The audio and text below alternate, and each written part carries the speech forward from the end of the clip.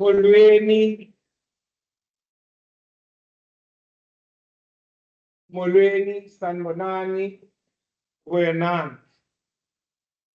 Welcome to this occasion, to this very special celebration in the life of our faculty and in the tradition of our university. Wamkelekile apha University yaseKapa.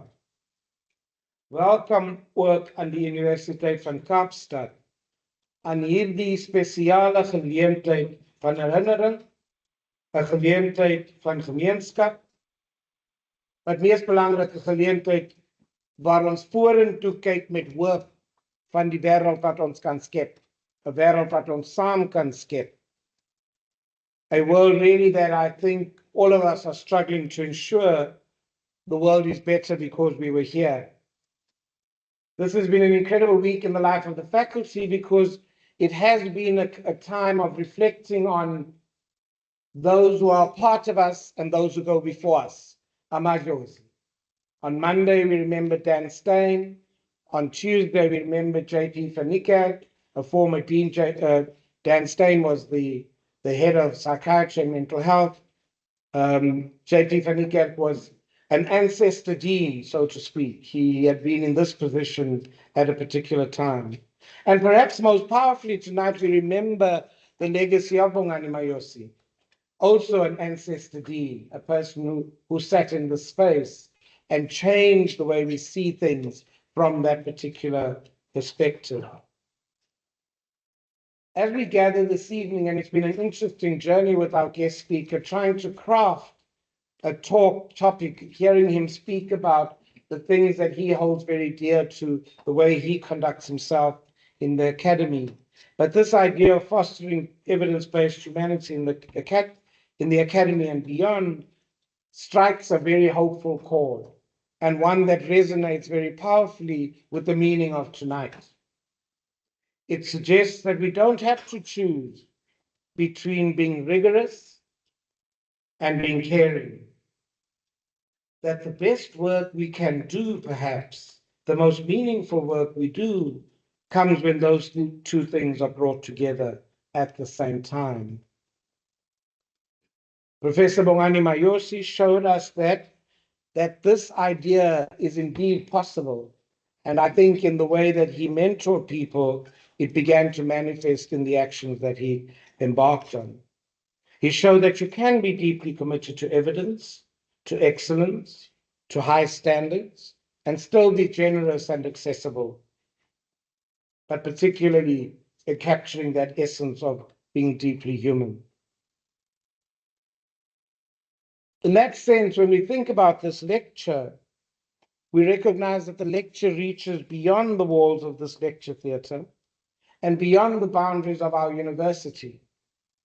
It speaks to clinicians working under pressure, to students navigating uncertainty, to researchers grappling with complexity, and to leaders tasked with making decisions that must have consequences. A regular refrain of mine about us as a faculty is that if we're not making a difference to the lives of ordinary people, then the science that we're conducting may not be as relevant as we think. And so it is this notion, this coming into this space, that we recognize why a lecture such as this matters, why a life such as Bongani Mayosi's life matters.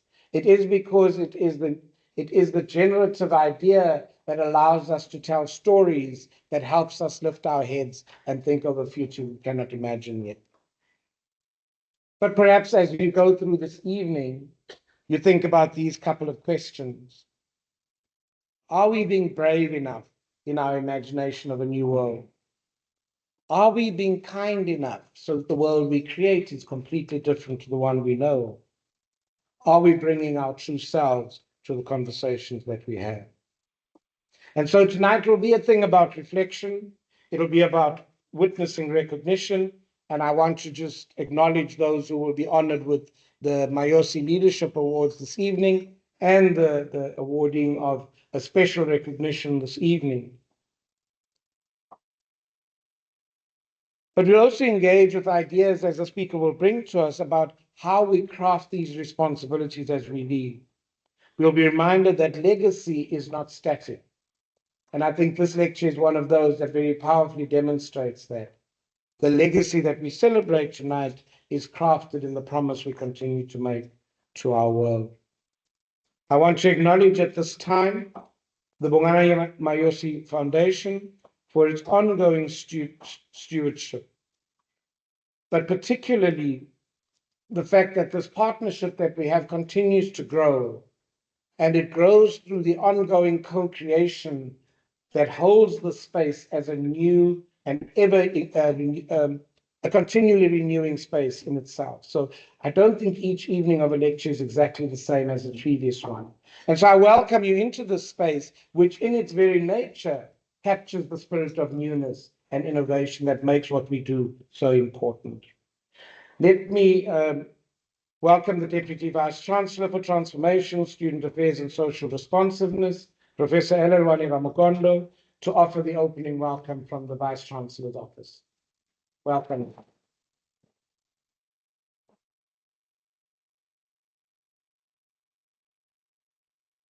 Molweni, Tobela, good evening. Mine is to continue where the Dean of the Faculty of Health Sciences, Professor Green Thompson, has left off. It is a real pleasure to welcome you, colleagues, students, members of the Bongani Mayosi Foundation, the Chair of Council, who has joined us, Advocate Aronson, Senior Counsel. I'm almost certain that you prefer to be here than elsewhere.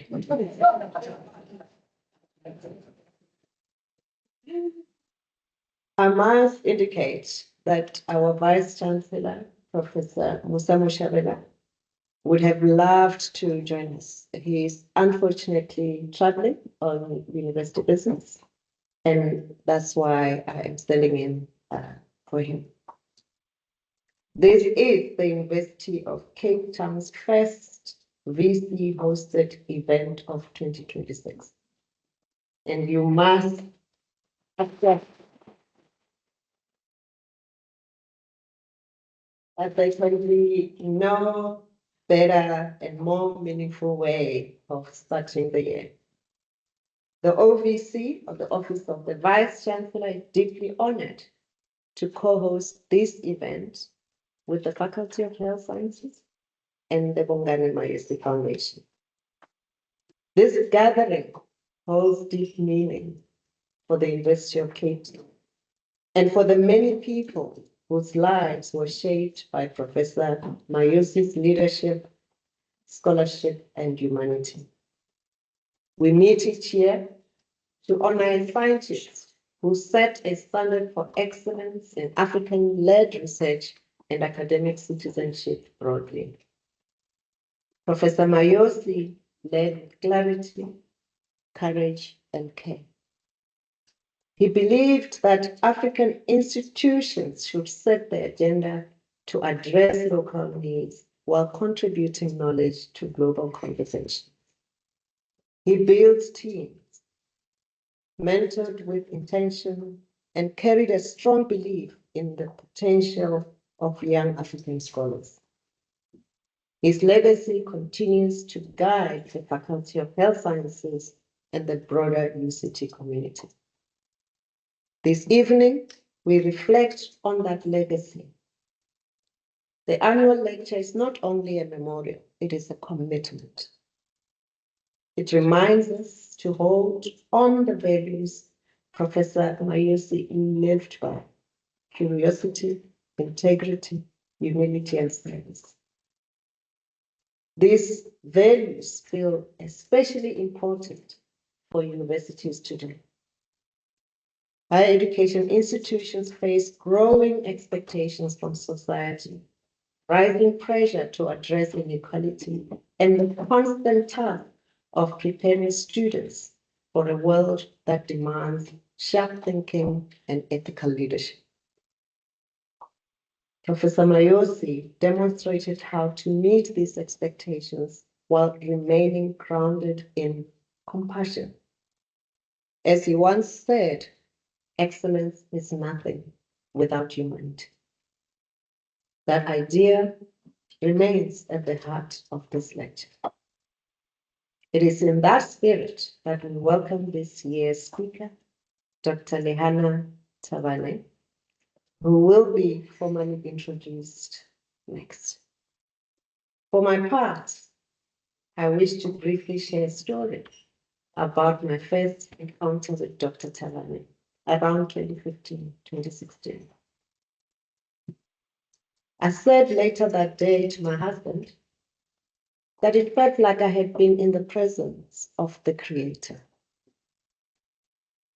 This might sound sacrilegious, but that is the nature of feeling affirmed as a human being by another. Dr. Thabane was visiting the Department of Medicine, and through his fortitude, generosity, and wisdom, Professor Mayosi had extended the gift of mentorship through that visit to the Department of Health and Rehabilitation. I had just been rejected for funding for a project I felt South Africa needed, focused on early childhood development. Dr. Thabane's affirming words helped me see even the flattering aspect of that rejection letter. Crucially, Dr. Thabane was key in me gaining the confidence to persist with a very challenging research project at the time, which remains the only pragmatic clinical trial involving caregivers and children on antiretroviral treatment in occupational therapy to date globally.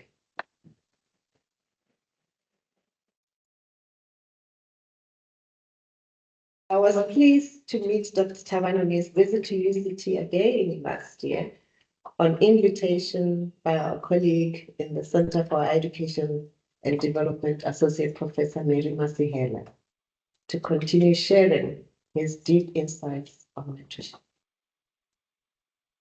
The theme Dr. Thabane will address, fostering evidence-based humanity in the academy and beyond, captures an idea that resonates strongly with the values held by Professor Mayosi. And as the Dean said, it is an idea that calls us to hold science and humanity in the same frame. Evidence guides our decisions. Humanity guides our purpose.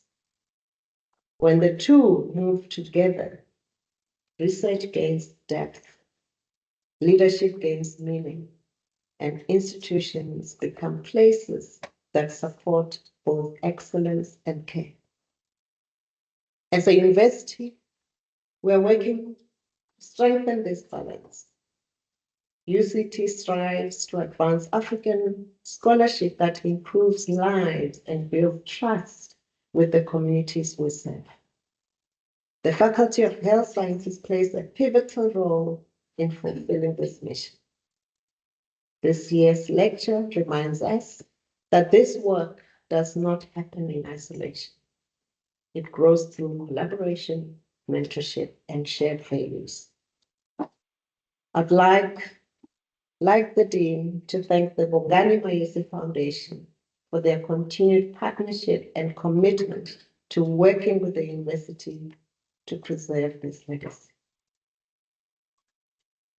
I also thank the organizing team, the faculty leadership, and everyone who helped organize this event. Your efforts ensure that this lecture remains a space for reflection, learning, and inspiration. To our students and recipients of awards tonight, and other early career researchers in the room, I hope tonight encourages you to carry forward the values that guided both Professor Mayosi and our speaker. Lead with care. Hold evidence close. Center people. And believe that Africa's knowledge community has a vital role to play in the world. It is now my pleasure to welcome Professor Ndobeko. No? Okay. I'll leave it to the dean who knows better.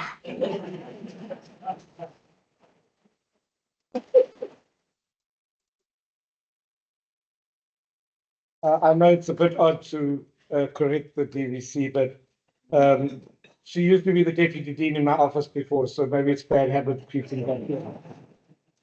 But let me also just acknowledge that I didn't observe the protocols at the beginning. I do want to welcome Professor Kumalo, Bongani's wife, just to this evening, and to the extended family. Welcome to this event, because I think that your being with us in this evening really enriches the experiencing of remembering and promising, because I think that's what it's about.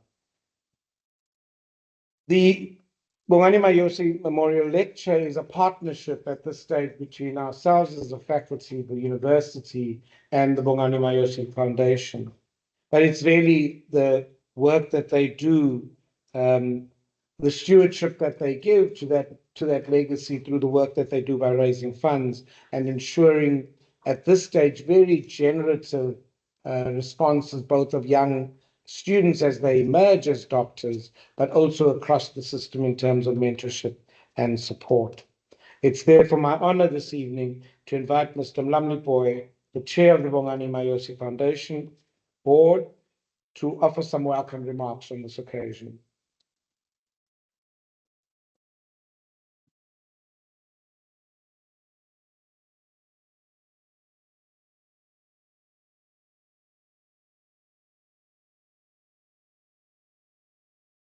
Program Director, Professor Lehana, thank you very much for the opportunity.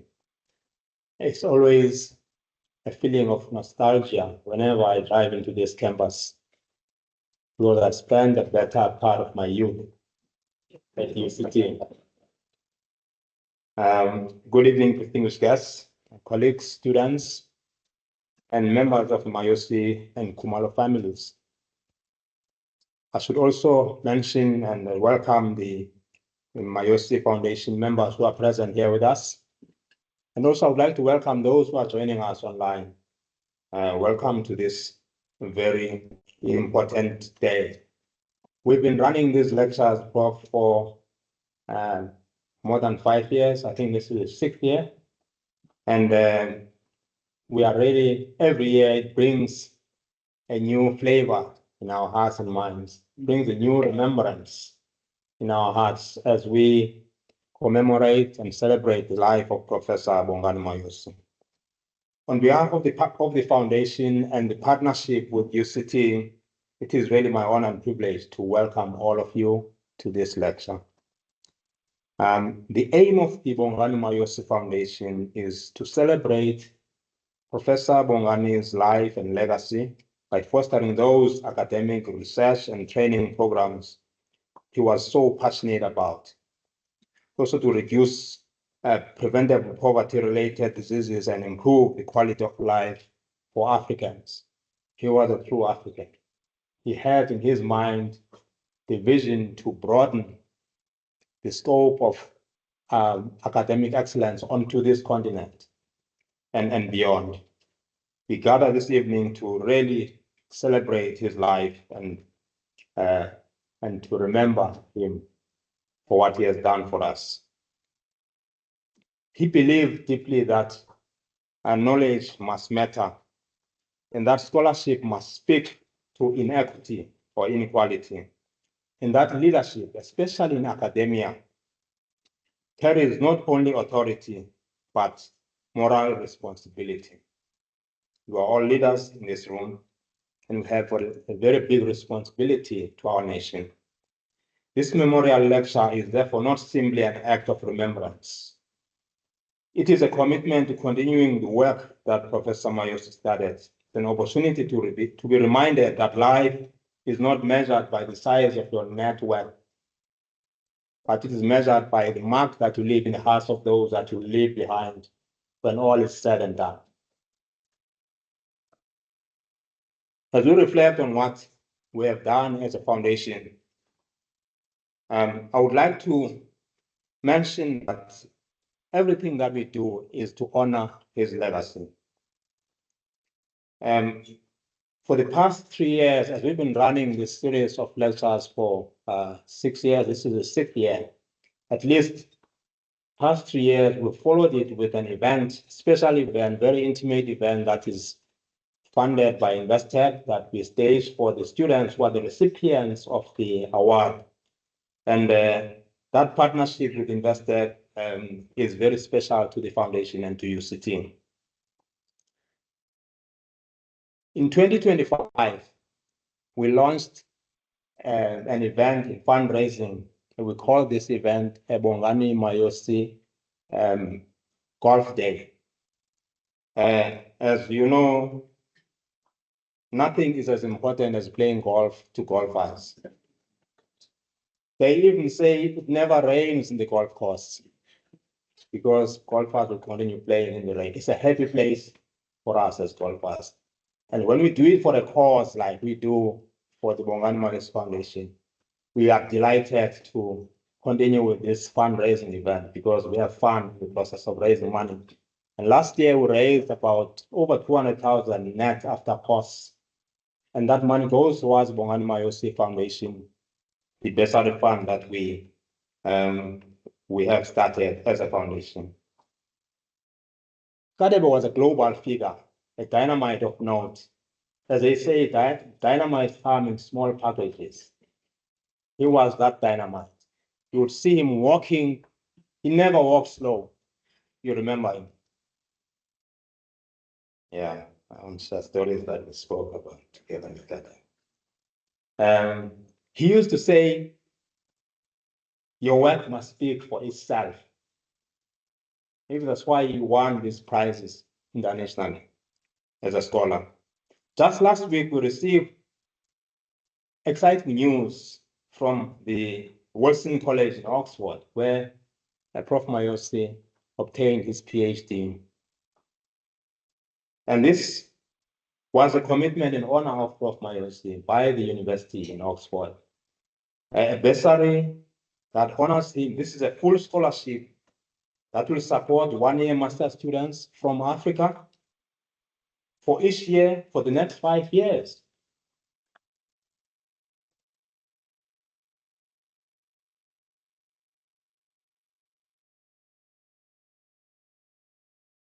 Ladies and gentlemen, it's not just a promise. The first student will start this year in October.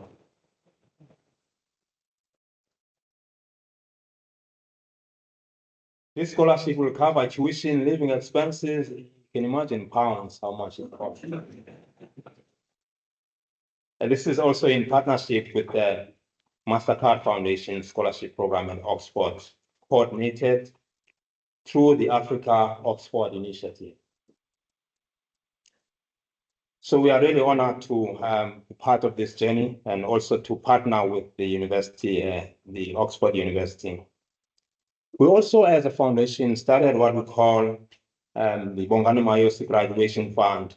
This is specifically to help the 6th-year students who cannot graduate after having worked so hard, but they are owing a few thousands to the university. But those few thousands matter a lot to the university. Therefore, they cannot graduate. And I therefore appeal to you that go deeper into your pockets and offer generously to the alleviation of the challenges faced by the students in this graduation fund.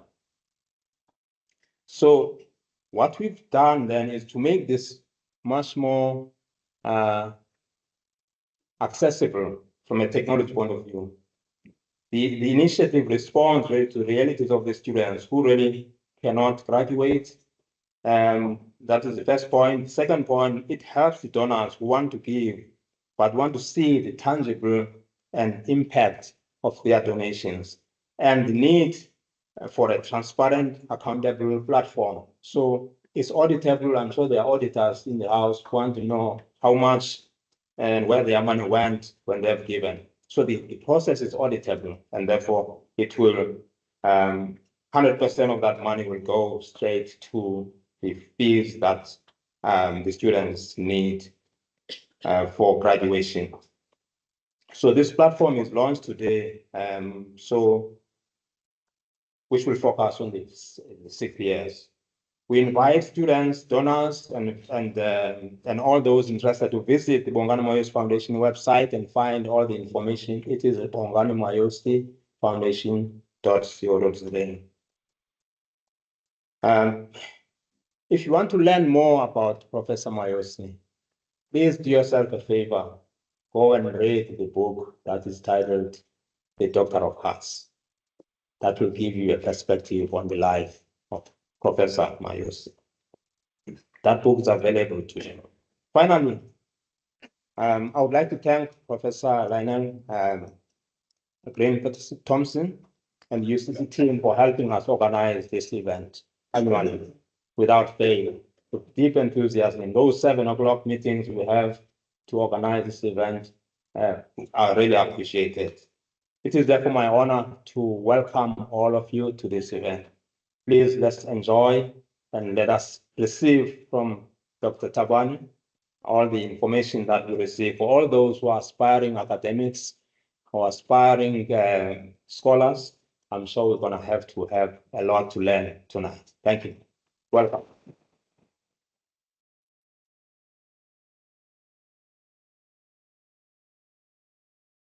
I'm always very struck at how those 7 o'clock meetings, because the nature of the team is very clinical. And so we meet for more than a year at 7 o'clock in the morning. And I'm always struck at how quickly this event comes and how quickly we translate those early mornings into the joy of the celebration of this evening. Let me just add to thanks very much, Mlamni, for your comments and for the work that the foundation continues to do. In parallel, I just wanted to ask those students who are manning the table outside to stand so that we leave the money things outside of this and we get onto the serious stuff. Gugu, Kwandiso, Asande, and Mbasa, where are you? Oh, you chose the very last row, hey? But please. So I'm hoping that your enthusiastic clapping will translate into your use of the QR code. They're standing outside the table, and for the first time, we've put the Mayosi Mpilo Bursary Fund visible in this event, and they're just outside the store. For those of you who can only give us a small amount, and those of you who can give a big amount, there's a way to get through the website to do that. And particularly those new doctors, while you're thinking about what to do with your money. I just want to say a little bit about that fund. Thanks, guys. So they're standing at the table, and I might bring you a pamphlet to remind you. Just to give you a sense of where we are in the bursary fund, it was named for Bongani after his passing, and Mpilo really means health. It really means life and all of the good things that a supported student can experience. This year, through a combination of funds, the students have launched their own fundraising society so that they can keep this going. But we've dispersed at the beginning of this year 4 million rand to students who've been in need of fees because they've got fee blocks from last year. We are 6 million rand outstanding. And we continue to engage with that work so that we can serve that. I also want to just take, in terms of the protocol, just to acknowledge former Dean Professor Jacobs, Marion Jacobs is here, but also 2 former speakers are here. I saw Jimmy Volmonk earlier, and I saw Buyani Shomi come into the room as well. Just really great that former speakers also come back to hear what others are saying. The next part of this evening is really a short video which reflects on Bongani in the workplace, just trying to get a sense of who the man was and what he was about. And straight after the video, Professor Ntobeko Ntusi will come to introduce the speaker. Professor Ntusi is the CEO and president of the South African Medical Research Council, but also a former head of Department of Medicine in the faculty and continues to engage with research in this space. So we'll show the video now, and then Ntobeko will come up straight after that.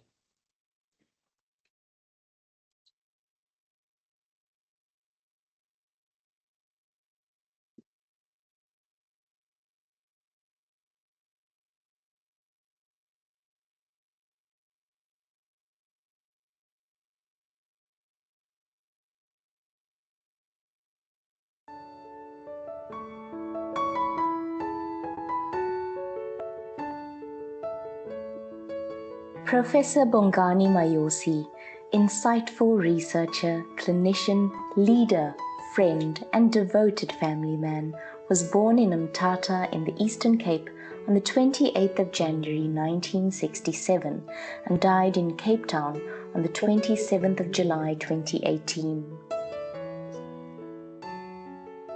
He had the capacity to create the vision of a world of justice and equity far beyond our limited imagination.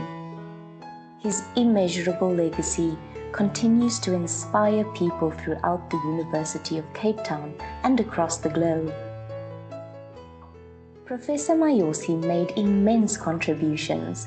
He transformed the Department of Medicine at UCT to become the largest and leading medicine department on the African continent.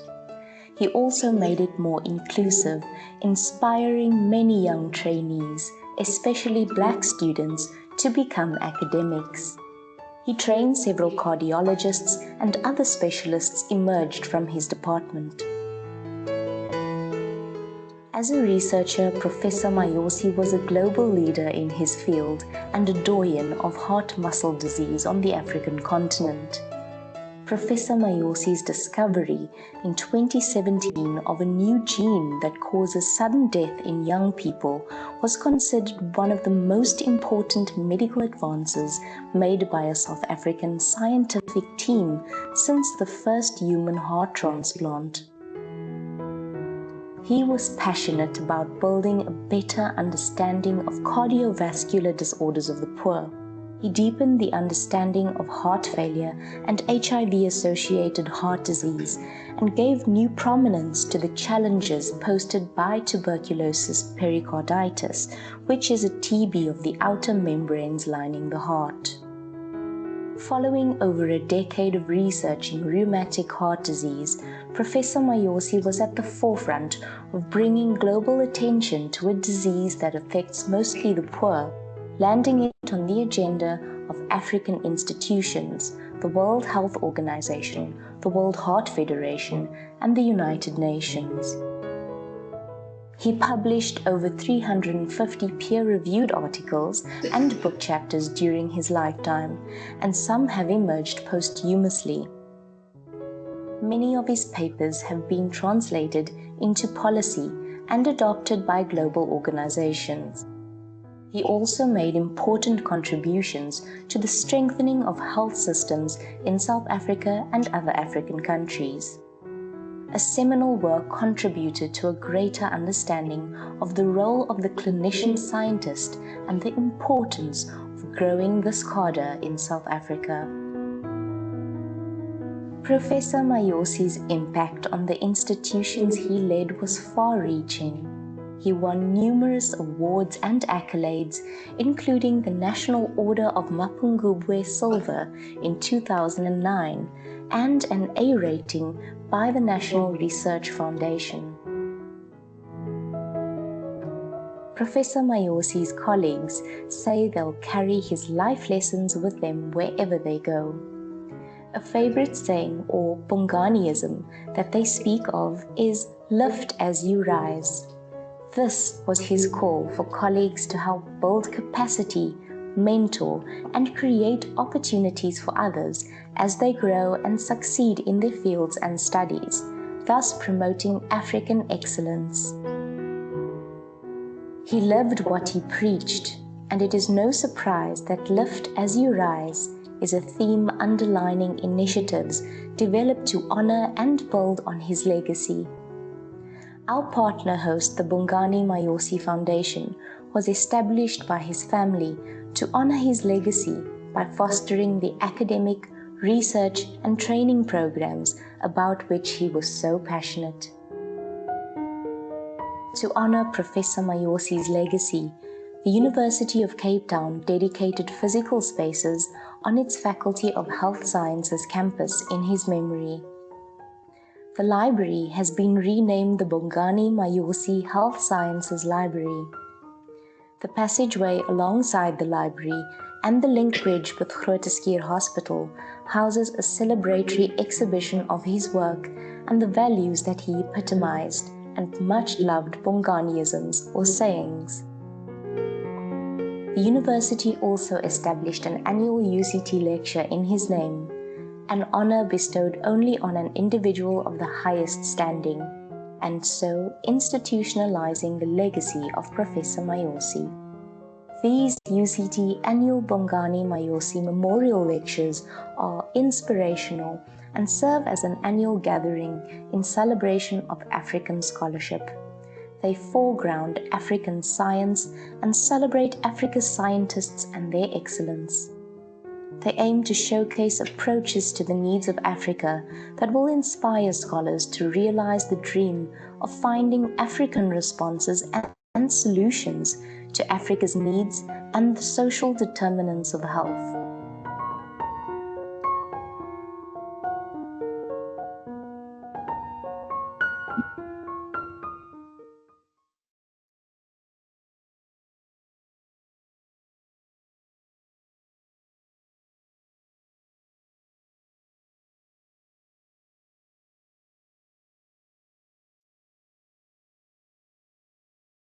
Yes.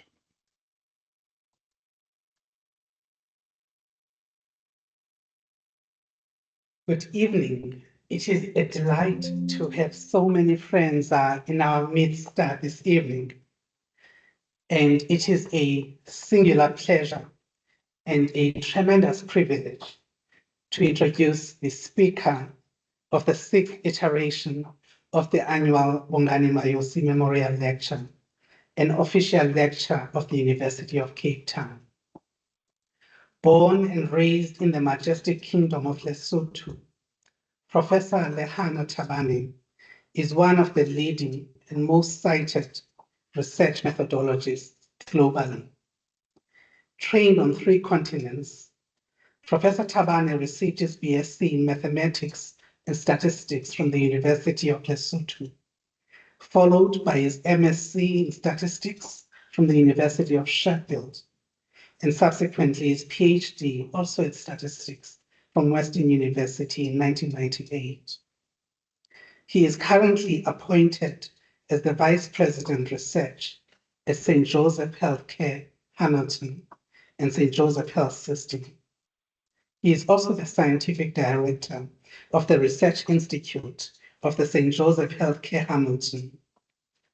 He is Professor of Biostatistics at McMaster University in Canada, and he was the past President of the Society for Clinical Trials.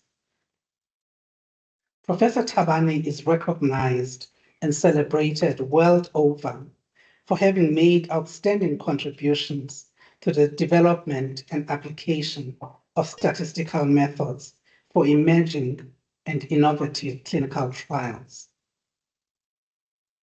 His statistical leadership in the design and conduct of highly impactful collaborative health studies has led to significant advances in clinical practice guidelines and helped shape new health policies world over.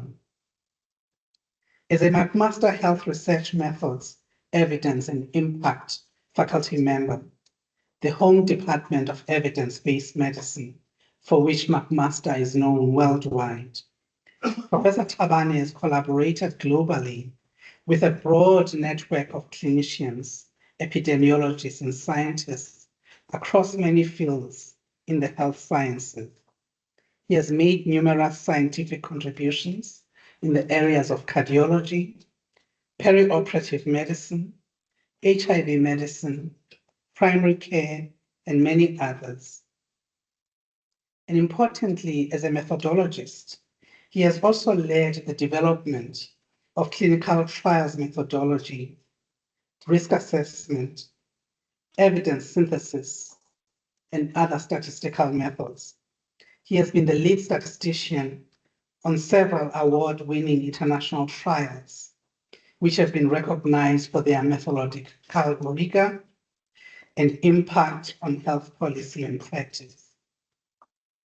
Professor Thabane is the emeritus founding editor-in-chief of the journal Pilot Feasibility Studies, and is a member of the editorial boards of many journals, including Trials and BMJ Open. Being amongst are the most highly cited scientists in the world. He has co-authored over 1,300 peer-reviewed scientific articles, leading to significant contributions and transformation of science, healthcare, and delivery of care in many clinical areas. His passion and extraordinary contributions in mentoring without borders has influenced hundreds of scientists in Canada and worldwide. Having supervised to graduation and mentored over 200 graduate students and junior faculty, Professor Thabane has won several teaching and mentorship awards for his commitment to building capacity in health research and nurturing the next generation of researchers around the globe. He has led over 200 workshops that address key issues in biostatistics, such as cluster randomized trials, confusions about and controversies of pragmatic trials, missing data in health studies, mentorship of junior scientists, and how to enhance research productivity. For his contributions to the academy, he has been honored by several professional bodies for his remarkable contributions to science. He's a fellow of multiple societies, including the World Academy of Sciences, the Royal Society of Canada, the Canadian Academy of Health Sciences, the Society for Clinical Trials, the American Statistical Association, the African Academy of Sciences, and he's a foreign associate member of the Academy of Science of South Africa, and a recipient of the Award for Impact of Applied Collaborative Work from the Statistical Society of Canada, and most recently, a recipient of an honorary doctorate from Stellenbosch University. Importantly, Lehana was a deeply close friend of Bongani's. They first met in Canada in 2011 when they were working together on a Canadian Institute of Health Research grant for the famous IMPI trial. Bongani then invited Lehana to visit UCT in 2012, and they exchanged visits every year since then until Bongani's passing in 2018. It was Bongani who arranged for Lehana to be appointed as a visiting professor at UCT, an appointment I subsequently extended twice. And Bongani also hosted Lehana in Cape Town in 2016 when he took his sabbatical leave. And together they co-supervised graduate students and shared the same passion for mentorship and for using science as a tool to transform society. It is therefore my considered view that Professor Thabane is a most fitting speaker for the 6th annual Bongani Mayosi Memorial Lecture. And to deliver his lecture entitled Fostering Evidence-Based Humanity in the Academy and Beyond, I now invite him to take the podium.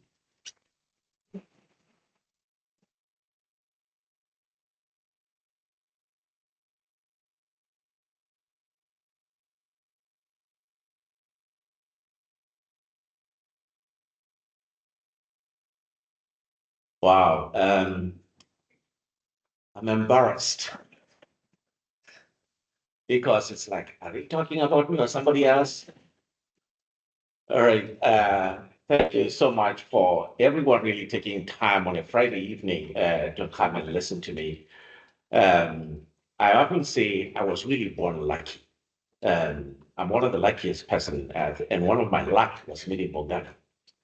And I'll tell you a story about our journey together. I have no conflicts of interest to declare, except as a professor. For some reason, I really get credited for talking to people like I'm talking to you today. I'm sure my university will be delighted that I'm doing this and therefore think like this is part of my job. Well, one of the most luckiest thing that ever happened to me was actually meeting two people in Cape Town. The first one was Bongani. Bongani was in Hamilton, and what my colleague said, you got to meet this guy. You know, like his name is Salim. And I've never heard Salim talk so nicely about anybody.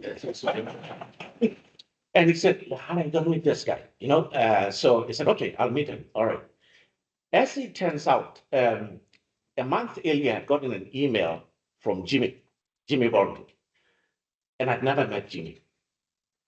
Jimmy had talked to somebody who was in my plenary lecture a year or two before in Durban.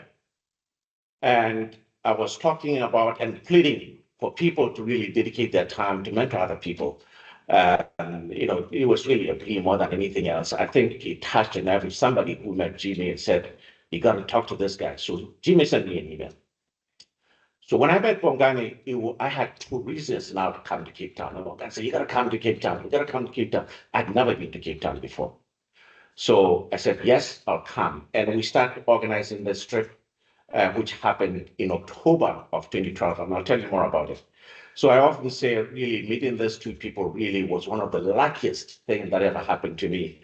And one of the things I really liked about the two of them was their authenticity, their warmth and friendship. You know, when I met Bongani, it was like meeting a brother from another mother who, even though we meet him for the first time, it's like we already knew each other. You know, that was the thing about Bongani. You know, we immediately felt like we had always been together. And Bongani had this thing of talking to you like, you know, you gotta come, you gotta come. You know, I have lots of friends for you. So I came to Cape Town.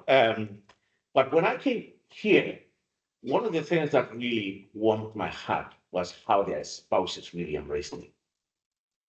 You know, Nala, you know, you probably may not remember this. I actually had dinner in your house, and I'll tell more about that dinner in terms of what happened.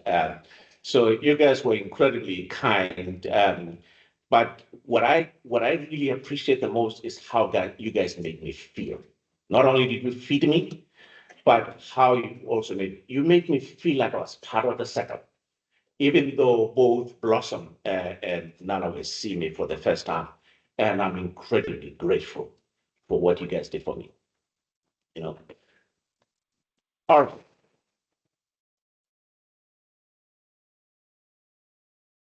So I thought I should actually set the stage and talk about humanity, because I'm going to talk about all aspects of what I define, at least what people define as human, which is really the totality of all of us collectively as humans.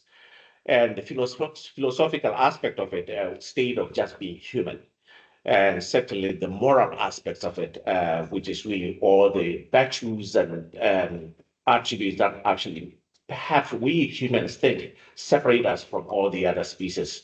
I will be talking about issues that cover all these things, because I'm going to be talking to every single one of you one-on-one. But I'm also going to talk to you as a group. But I'm also going to talk to us as institutions. And certainly I'm going to appeal to your moral virtues. So I'm going to cover all three of them. The origin of the word humanity comes from Latin, humanitas, which is really being human, and has all sorts of synonyms, which I won't go into. But how does humanity manifest itself in practice? It's about the what, the who, the why, the when, and how. Who do we talk to? Why do we talk to them? How do we talk to them? Who talks to us? How do they talk to us? Who listens to us? Why do they listen to us? Who do we listen to? I think if you look at all these words, every single one of us can think of a term that describes your own humanity, how you feel, how people make you feel, how you make other people feel. So the choices you make, the interactions you make, who you choose to interact with, who you choose not to interact with, who you choose to listen to, who you choose not to listen to. So as you look at these words in terms of what you do, I want you to also reflect on what you don't do and why you don't do it, right? Because there's things that happen in life, the times when we choose to be silent and the times when we choose to say something. This is how humanity represents itself. And I'll talk about these things as we go through. Do we have a humanity problem in the academy? The answer is yes, absolutely. We do. And I'm sure all of you would agree with me. It's called instability, right? Every single one of these official languages of South Africa has a word for it. Now, I know you also have the sign language. Does anybody have a sign, know how to do a sign language? Can you say the same thing in sign language? All right, I'll let you to think about that. But the reality is, it's affecting every country. It's affecting Canada. This is the headline in Canada. It's affecting Sierra Leone. It's affecting United States of America. These are the headlines. It's affecting South Africa. It's affecting United Kingdom.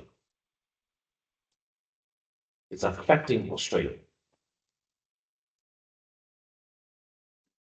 And the global evidence seems to clearly suggest that it's actually getting worse since COVID. In what forms does it really come on a day-to-day basis?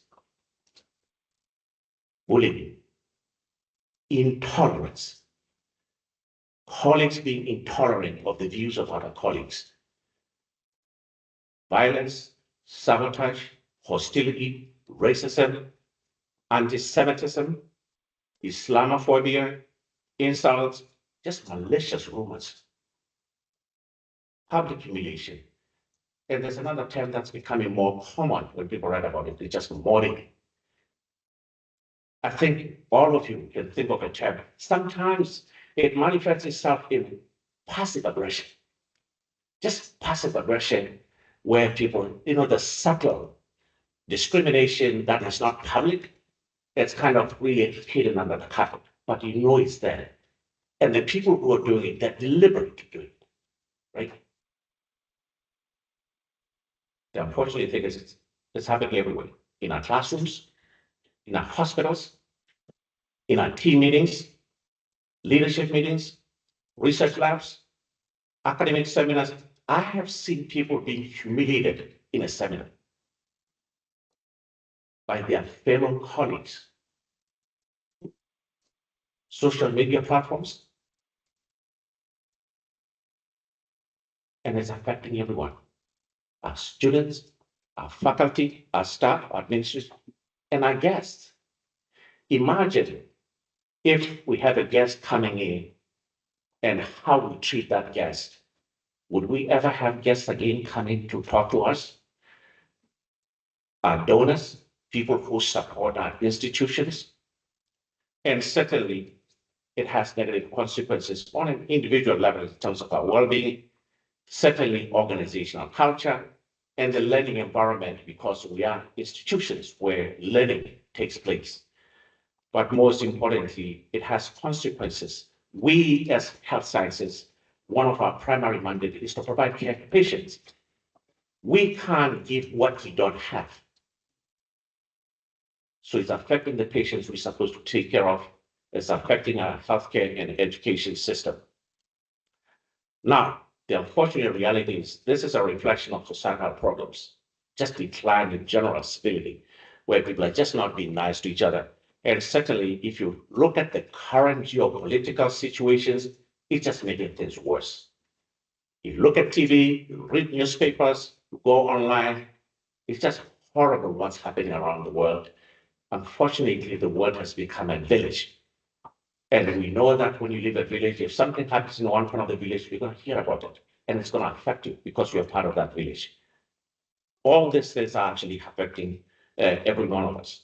Emphasis on people just thinking about what's best for themselves and feeling incredibly entitled, not thinking about others. Social media platforms, and certainly the dynamics of just power and inequality. People not realizing that your role comes with responsibility when you're a leader. What you do, what you don't do, what you say, what you don't say, how you do it, depending on who you do it to, all this is really have impact. And certainly stress, but everybody's stressed, right? That's just the reality of what's happening. and certainly institutional roles. We forget what our primary role is as institutions of higher learning. Can we? Should we? Must we address this crisis? I say yes, we can. Yes, we should. Yes, we must.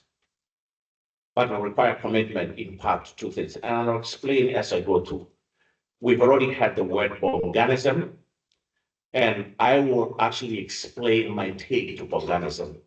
And really, I'll talk about his legacy, and I will define what I mean by Bongani's legacy. And I'll also say, we're not just going to talk. I'm going to plead with every single one of you to commit to doing something. You don't have to do a lot, but at least commit to one thing. And I'll give you suggestions of what Bongani did that I think every one of us could actually make a commitment to at least try one thing. All right. Ladies and gentlemen, I'm incredibly honored to be Bongani Mayosi lecturer this year. I have been waiting for this moment.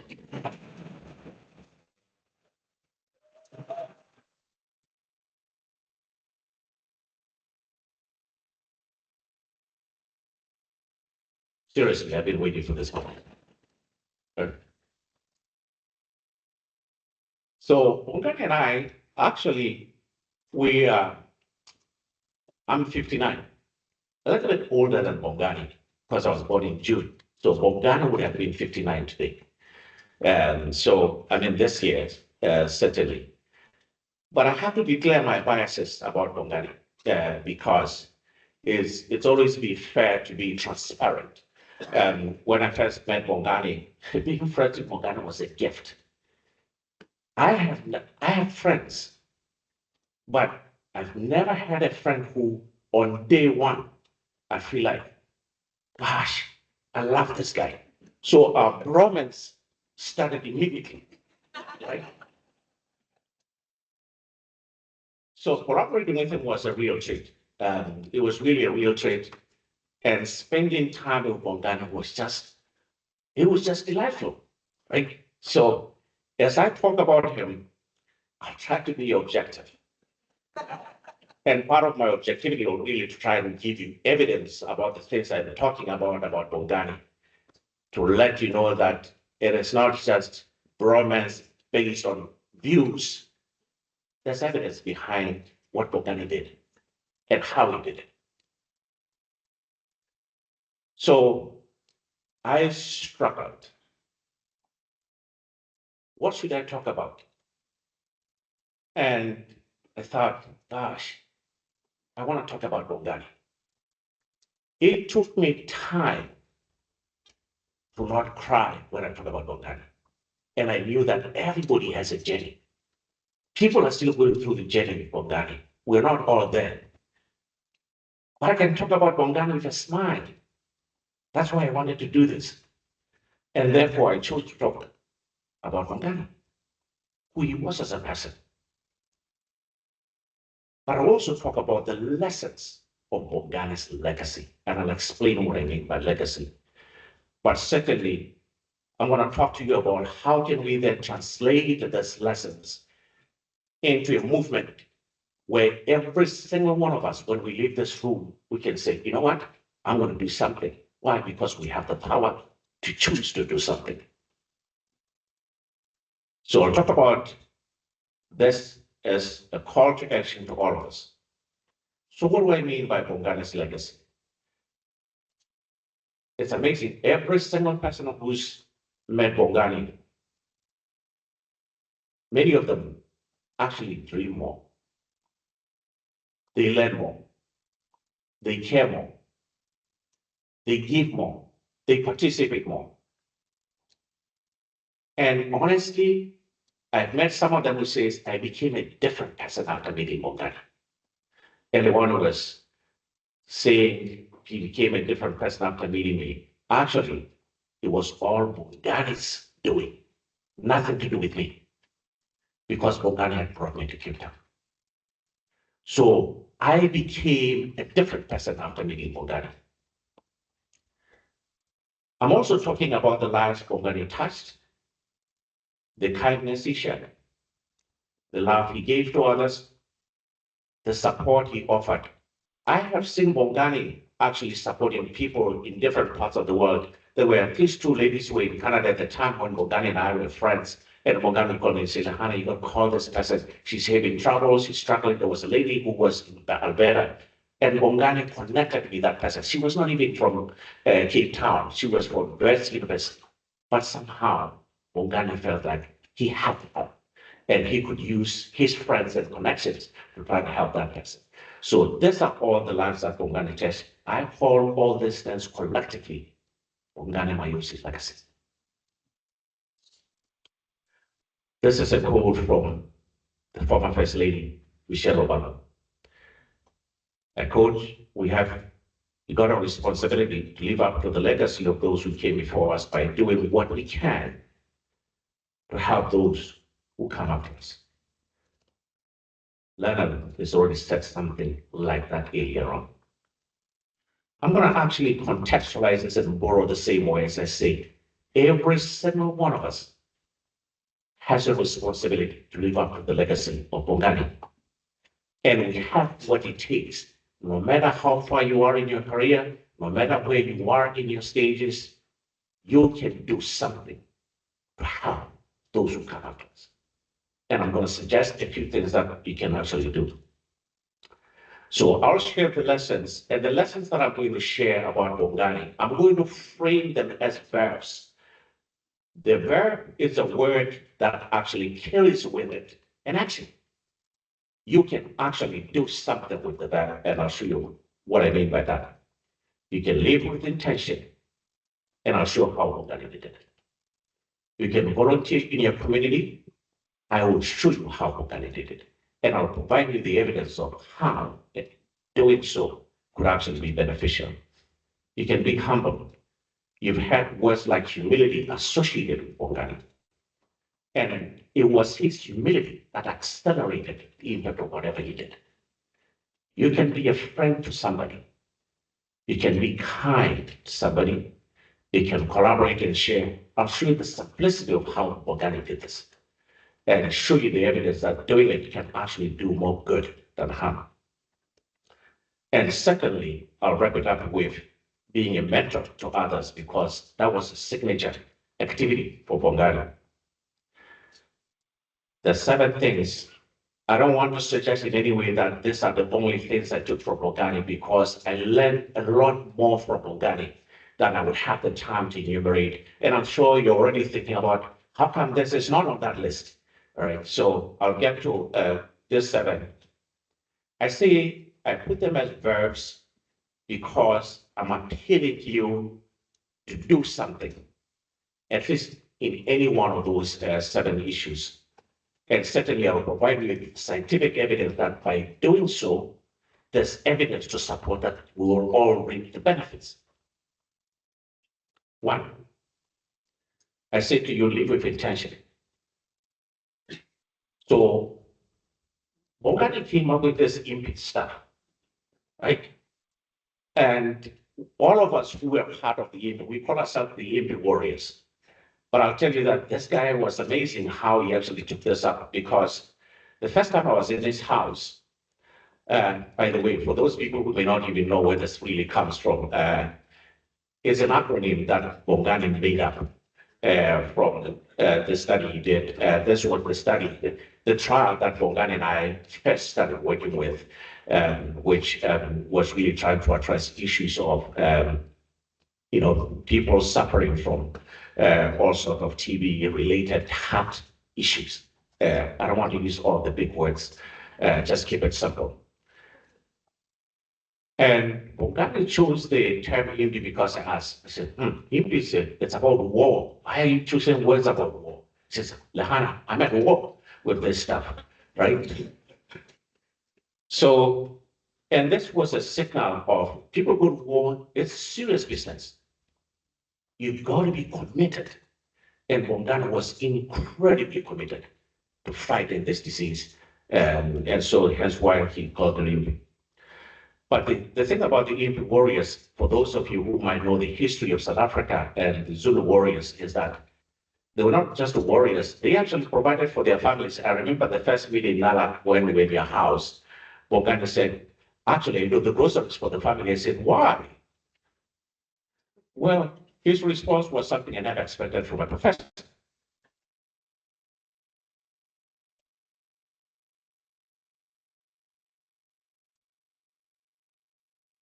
I said, it was interesting. So I said, this guy must be a genius. All right, that's a brilliant idea. Oh, it really is. It's so much easier. But the interesting thing was, I never really thought about this, and I'll tell you why until later on. But as I thought about it, I realized actually Bongani, everything he did it with intention. He was deliberate in everything that he committed himself to, including doing groceries for the family. His behaviors and action were always motivated by a specific objective. And I just don't know whether Nana, did he actually do the grocery list or you had to do the grocery list yourself for him? Like that part I don't know. Right? But to be honest, there's more than plenty of evidence to suggest that people who do things with a specific intention, with a purpose, they actually learn more, they do more, they care more, they participate more, they focus more, and most importantly, they gain more. I'm talking about scientific evidence. So I encourage every single one about you. Think about your actions.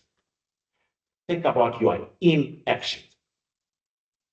And realize what your inaction or your action would literally lead to. Because Bongani thought about everything he did, including the process for his family. Right?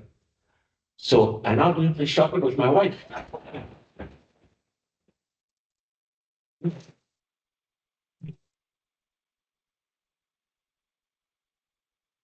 I'm not kidding. I actually do this. You can ask my wife. And I didn't start doing this until COVID, when we were all stuck at home. And I said, I can't send my wife alone to go do the hunting, according to Bongani. So I got to go do the hunting. And I've been doing the hunting with my wife since COVID until today. The good thing about it is we become much, much closer. So our relationship has actually flourished even more because of being closer together. Guys, you gotta try it.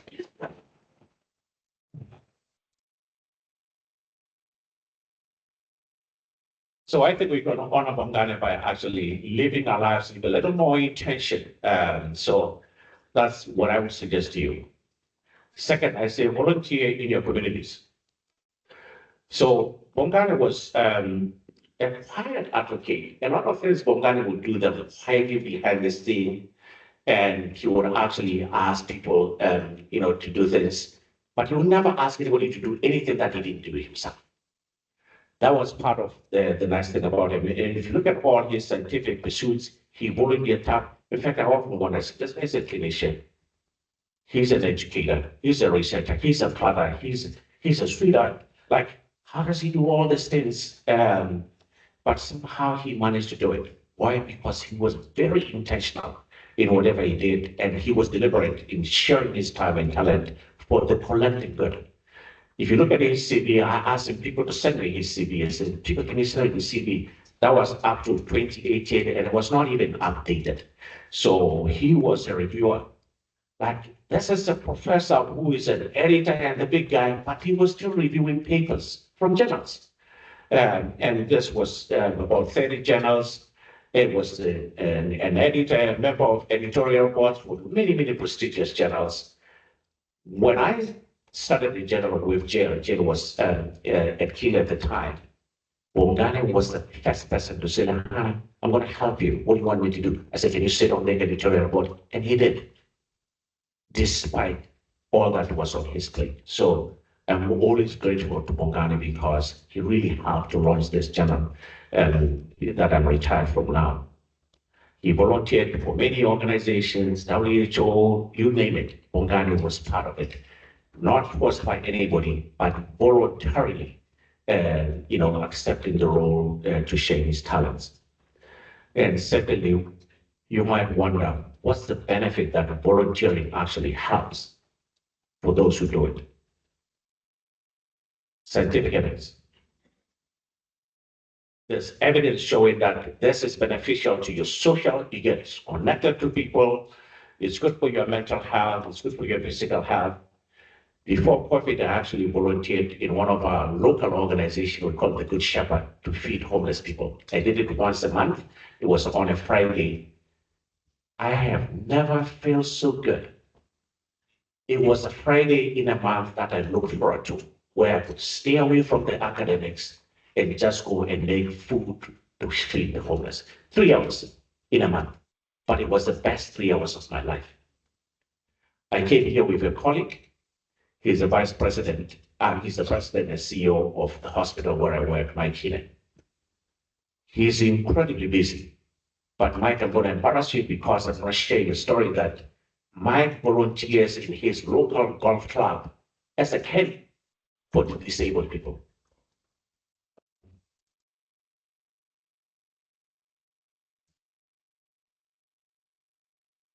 It doesn't take much to just raise your hand and go volunteer where the need is in your community. I think every one of us can actually do that. So we can honor him by looking for opportunities. Don't wait to be asked. Raise your hand that I'll do it. Be humble to accelerate the impact of your efforts. Bongani was incredibly brilliant. He was smart. Like, he was one of those guys who I thought something was going on in his brain, but he has such incredible grace. There was something magical about him. And his humility was more than anything the magnet that brought me so close to Bongani so quickly. Right? He was one of the top scientists in the world. We've already seen this. He's actually, even now, he's gone. He's still on the list of the top 2% scientists in the world. Many people who were still living and have been working all their entire careers, they're not even on the list. But Bongani is still on the list.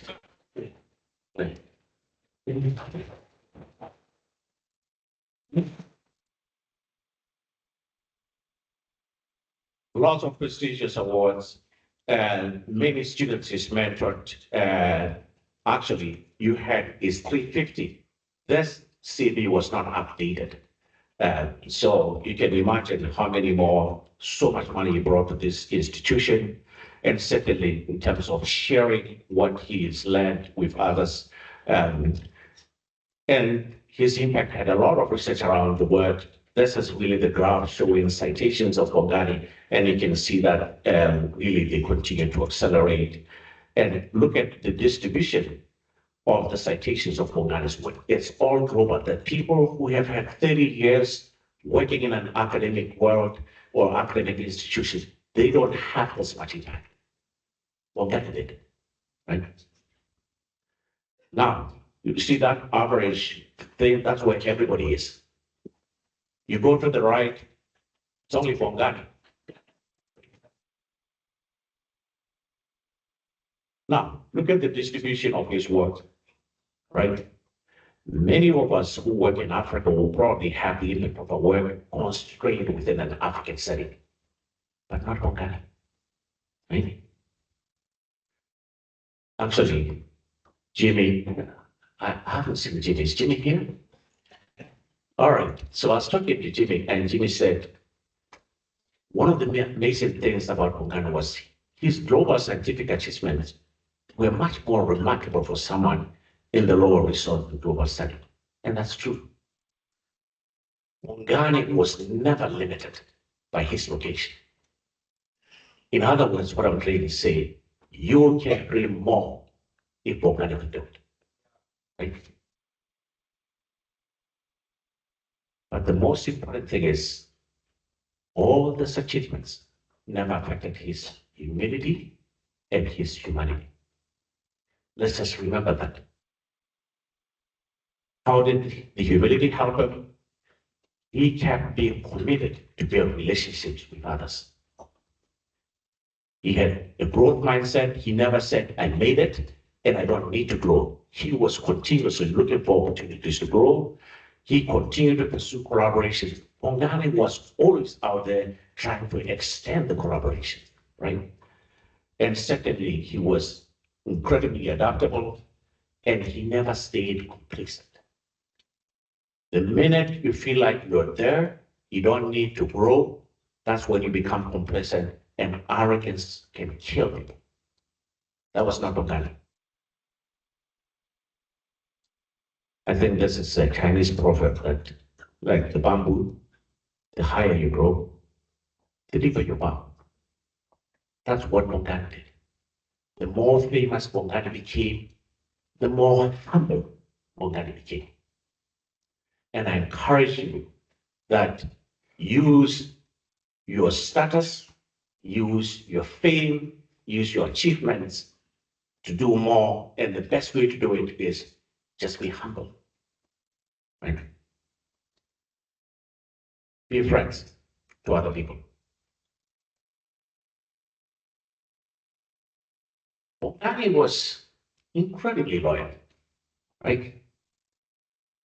You know, when you meet somebody, you feel like, I don't have to watch what I say, what I do when I'm around this guy. That's what you felt with Bongani. And secondly, he made everybody around him feel like, I can trust this guy. I don't have to watch my back. If anything, I know he has my back, right? We had fun whenever he came to Hamilton. I don't know whether Nala, you remember this photo. We had gone for dinner, and then after dinner, I took the picture. The unfortunate thing is, when Bongani passed away, I realized I never had a single photo with Bongani. I was always the only one taking photos. So I remember this going to Jimmy's office and saying, Jimmy, I need to take pictures with you because I don't even have a single picture of Bongani. Now, this is the last photo I took with Bongani. Nala had organized a surprise party for him. This was 2018, January of 2018, and lots of friends came to actually surprise him, and it was fantastic. And you know, Gugu was there, and Bongani's mother was there, Bongani's sister was there. It was fantastic. So we really had fun with Bongani. And there's evidence that really, if we are friends to other people, that's not only good for their health, it's good for our health too, and our well-being. So really being friends can be good. And Bongani was a very, very authentic friend to me, and a very authentic friend to many people he met. This is a quote that's often attributed to Maya Angelou. And she said, people will forget words and deeds, but they will never forget how you make them feel. It is true. You would never forget how Bongani made you feel if you met her. And even today, I have a smile on my face when I think about Bongani. I used to have tears, but I think, you know, with God's grace, I've got to a stage where now I can actually feel much better without crying. So Bongani really made me feel his warmth, and you always felt like this guy is in my corner, certainly. And I say, be friends to other people. I said to also be kind to others. You know, Bongani really was an embodiment of a well-known philosophy in South Africa and many other African nations, which is Ubuntu. And certainly, we all know what this I am because you are, I am because we are. It has a different definition depending on where you are. In Lesotho, the word for it is Boto. I was born and raised in Lesotho. And it says, you're a person because of other people. And Bongani really lived this, understood this, and it was not an issue of pretense for him. It was a natural way of living.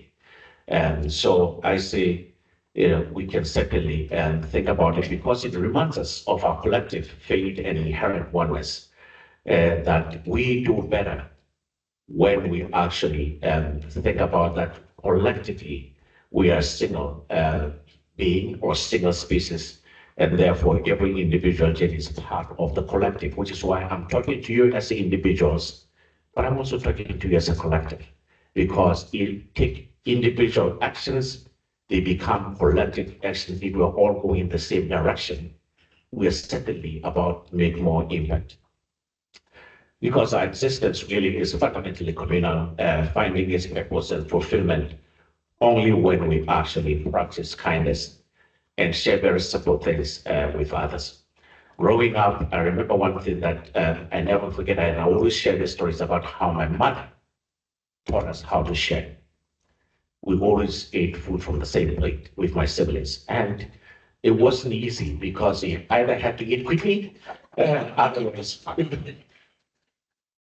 And I mean, we didn't really appreciate this much. So what we did was we'll start dividing the food right away. But I realized later on that my mother was teaching us how to share. Even today, I find it hard to eat an apple by myself and the person next to me doesn't have an apple to eat, right?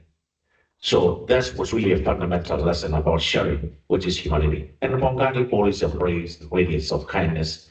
Certainly there's evidence that, and I think we can relate to this, that kindness does not only benefit the people who are receiving it, we human beings feel good when we give versus when we receive.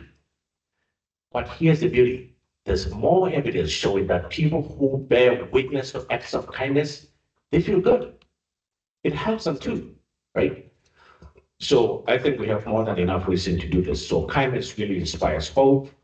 Certainly there's empirical evidence that showing hope, contributes to general well-being and happiness of people. It really motivates people to behave positively, and certainly leads to positive outcomes, feeling of gratitude, and above all, it inspires courage. So I think there's enough evidence for us to do this. Bongani's kindness gave many people hope, and it gave them courage to move where they could. Lehana said the encounter gave her not only hope, but it gave her courage that I can actually do this, right? Because it gives her that confidence. So we can honor Bongani by actually choosing, and remember this is a choice. Kindness is a lifestyle, right? Collaborate and share with others. And Bongani really spread the collaborations around the continent, and really his sharing paved the way for a more connected world. And I'll show you the evidence for this. These are Bongani's collaborations. I asked my whole library, I need information about this guy. They said, well, he's from UCT, we can't do that. I said, no, you got to find a way to do it, right? So this is the network for Bongani in terms of the topics he worked on, the universities he collaborated with. And if you look at Professor Jensen, he found the same thing about Bongani's connections and collaborations, which were really global in many ways. The thing about collaborations is human networks, right? There's more than enough evidence showing that this is not a nice to have, it's an imperative. Why? Because it's associated with academic success. The more networks you have, the evidence is very clear that really this helps. You get people who can write letters for you for promotion. You get people who can vouch for you when you're actually looking for other opportunities. And you have people who can connect you. The evidence is clear showing that people who collaborate, they have better networks, and therefore the evidence is there that they can actually do much better than those who don't. This is one of my colleagues, Mobodan, who's the chair of SEGARI. He always says high-value networks like this drive change and impact in ways that individuals alone, they just can't do it, right? So I honestly think we can do better. But one of the things that Bongani did, which I'll show you how simple it is, but it's very impactful, is he ensured that everyone who was part of the IMPI had the opportunity to lead something. The IMPI was published in top journals in medicine. New England Journal of Medicine, it's really the top journal in medicine. And certainly the protocol was published in a very high impact journal. So he created the IMPI-CV. For those of you who actually lead research teams, I said, think about this because it's very simple to do.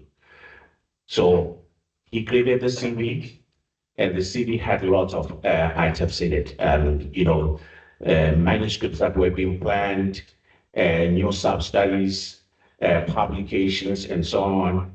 And he created a very simple algorithm.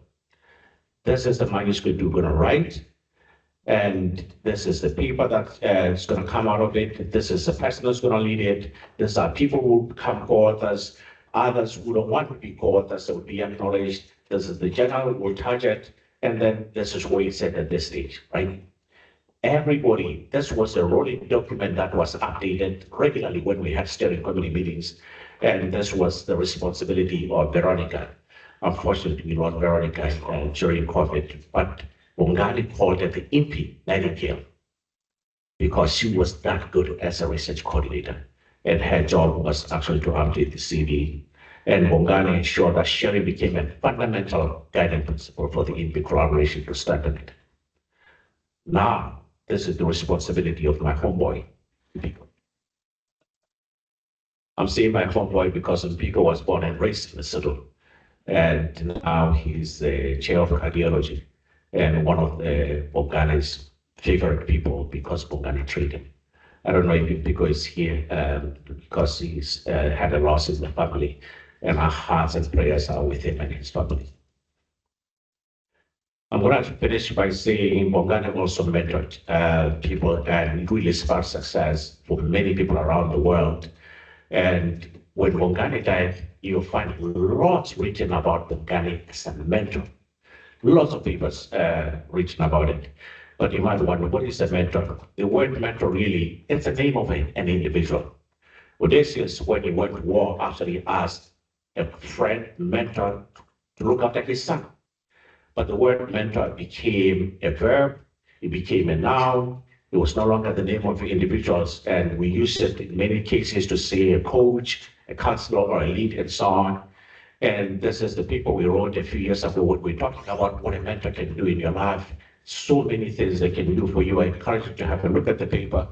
And secondly, these roles can be placed simultaneously or sequentially in somebody's life. Bongani was a masterful guy at mentoring people. Why? Because he possessed behaviors and traits that distinguished him from everybody else who does mentoring. He was nurturing, he was adaptable, he was encouraging, he was incredibly patient, and secondly, he was very well connected. Like, I've never seen anyone as connected as Bongani, at least at UCT at the time. Is there any benefits to mentorship? Yes. The evidence is very clear. People who are mentored, they are much more satisfied, they are much more productive, they certainly get more promotion or faster promotion than those who are not, and they stay in institutions that support them. But those who actually support them also benefit. So Bongani often said, there's something as wonderful as seeing your mentee succeed. That's a reward for being a mentor.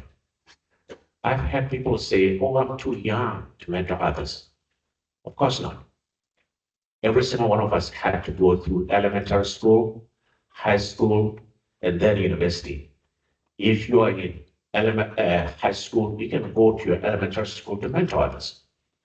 If you're in university, you can go back to your high school to mentor others. You can go back to elementary school. If you're a senior student, you can go down to junior students to mentor them. By the way, you can also mentor your colleagues. So every single one of us actually have the potential to help, have the potential to give to others, but you have to choose to do it. Right? What Bongani did was he understood what it means to help somebody and the power that a particular help could do. So he actually made a choice to help people. And I encourage all of you to consider that. This is another South African. Right? He said, being chosen is the greatest gift you can give to another human being. In other words, ladies and gentlemen, if you cannot remember anything I said, just remember that you have the choice to give time, your time, to help another human being. And that could be the greatest gift you have ever given them. So I'm going to stop here. I shared all seven of them. And these are all things that are fundamental principles of kindness and sharing and all the good stuff, which I encourage you. And this way, the choices, most important, the choices that Bongani made. And I just want to remind you that actually I've talked about some of these things when I stepped down as a co-editor-in-chief, reminding people that science and humanity go together. You cannot be a good scientist. Certainly, people will not remember them if you do science in a way that demeans other people. People never forget how to make them feel, no matter how good you are at what you do. My message is very simple to you. And what Bongani did, and act on what you've learned. Why? Jimmy put it in a way that I thought, oh, I'm going to use that code to rehumanize the academy. This was your president saying that our society needs to reestablish the culture of caring. It was in a different context.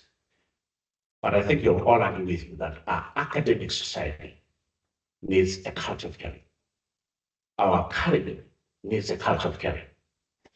So I think we should all commit to doing a little bit of one of those seven things. We can help to rehumanize the academy. What can the institutions do? They can lead by examples. And I'm going to throw a challenge, but I'm going to give you a sense of what we are trying to do. We're work in progress, but we're also trying something. Humanity is central to the institutions I work for. At McMaster, we say, right the world.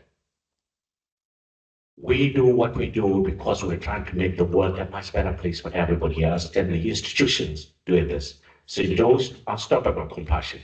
We talked about this on Wednesday when we had academic rounds on violence against healthcare workers, and we have unstoppable compassion as the guiding principle for us. And even with the Research Institute, we then say unstoppable discovery.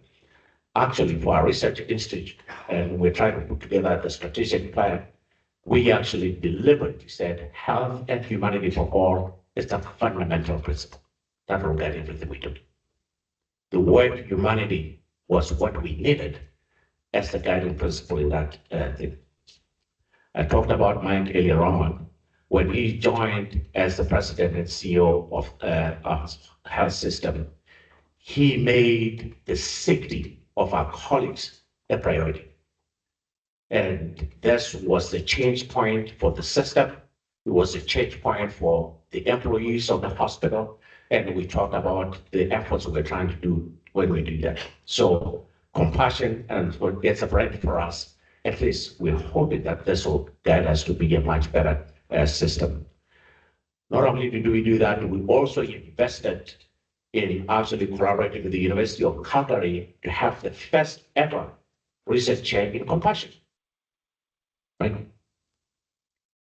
Why? Because the evidence is very clear. Right? There's lots of benefits in being compassionate. And if you really want to do, this guy's name is Shane Sinclair.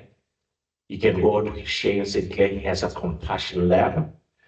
That's where you'll actually see all the evidence about what compassion can do to individuals and to the systems. And in the healthcare setting, it says it takes only 41 seconds to show compassion to another human being. Read the book. I have the textbook, I haven't finished reading it, but it also puts together all the evidence about the benefits of compassion.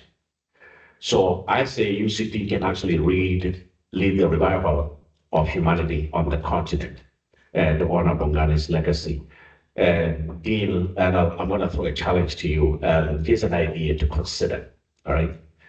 I was delighted with what the university is trying to do to honor Bongani, dedicating the library to him. I hope what I'm going to suggest doesn't come across as undermining the university's efforts, but it's my dream, and I'm going to say it anyway. So I think we should establish the Bongani Mayosi Research Hub.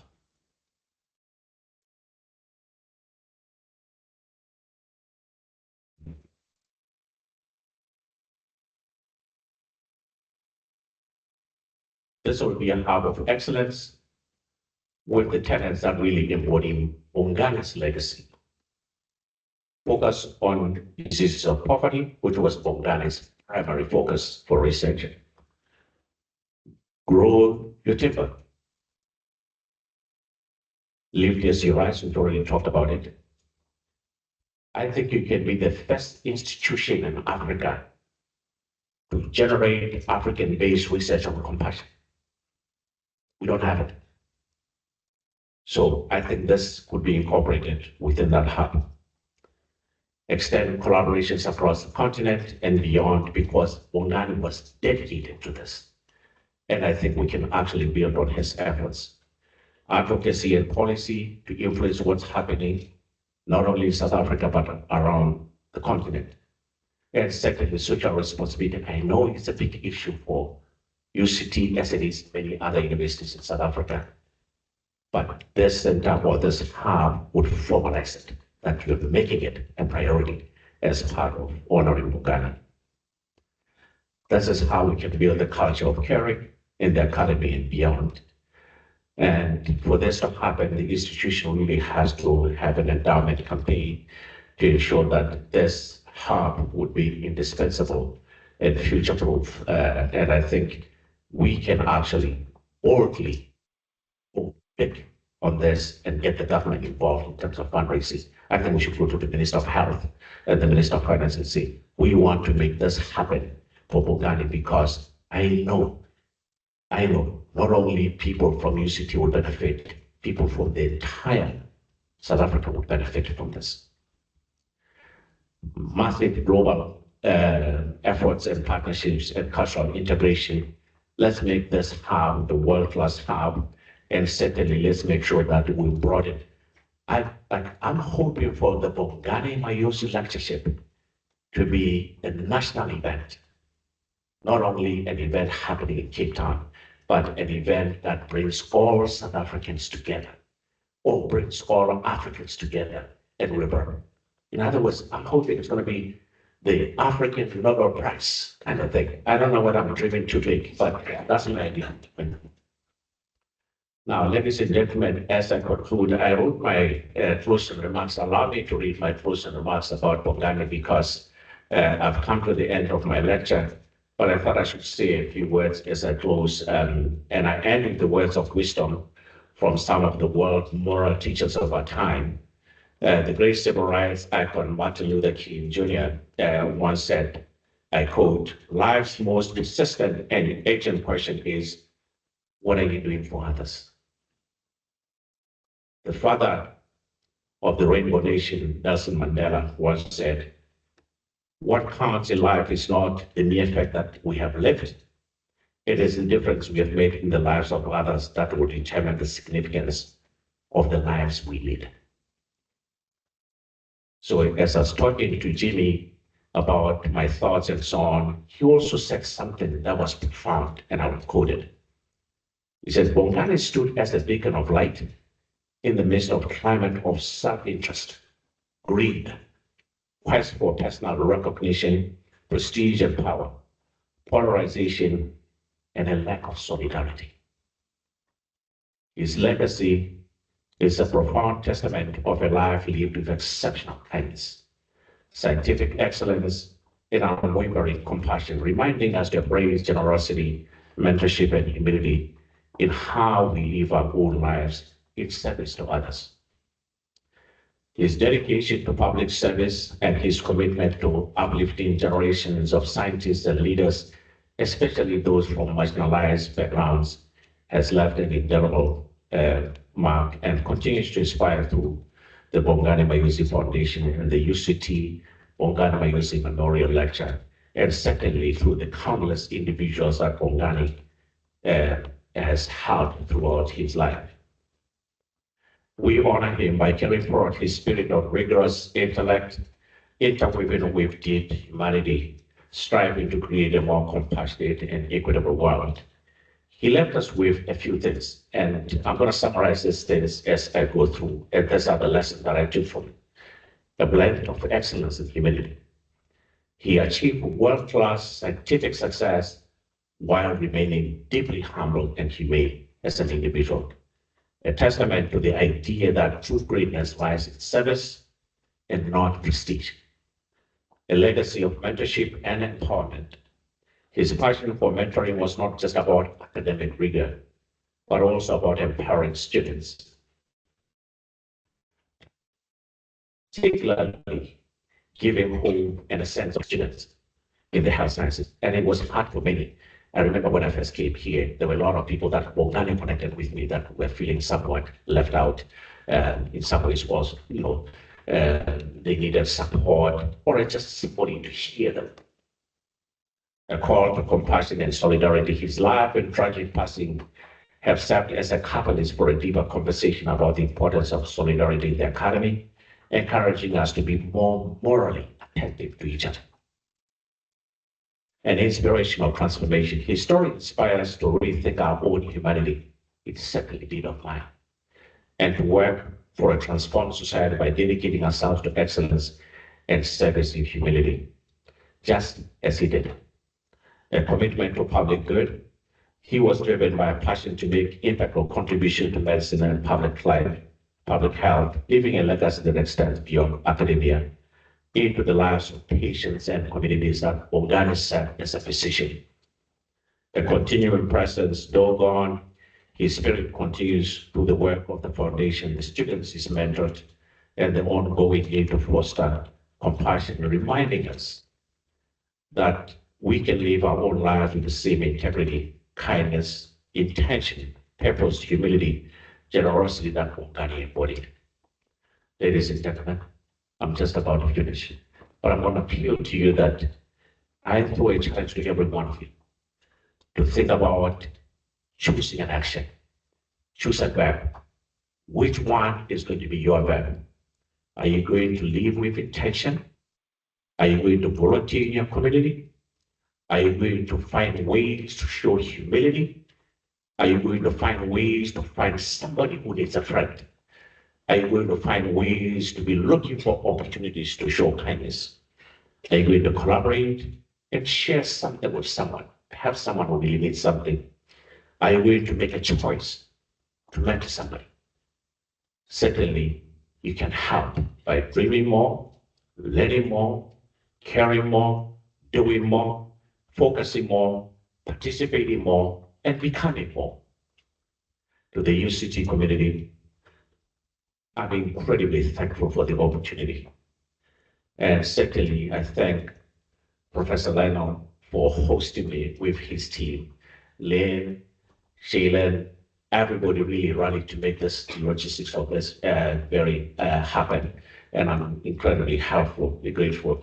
And I thank the team here that really organized everything. I'm talking about the digital team, or we call them digital solutions where we are, right? And to the UCT Bongani Mayosi Memorial Lecture Committee, I'm very, very honored and humbled that actually gave me the opportunity to honor Bongani. This has been a delight and an honor of my life. I'm very, very grateful for that. And to Nala and the family, Boyo, Gugu, where's Gugu? There she is. All right. Guys, I can't thank you enough for sharing Bongani with the world, because some of us, our lives are better. I know my life is better because I'm a Bongani.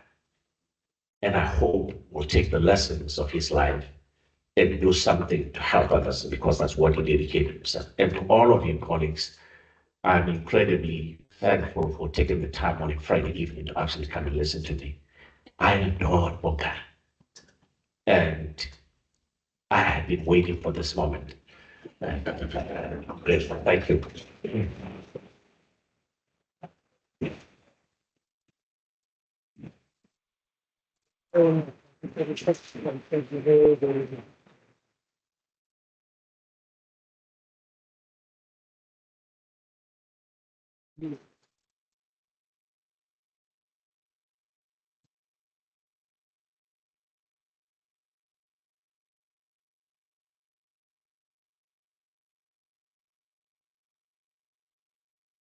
Halala, Thabane, halala.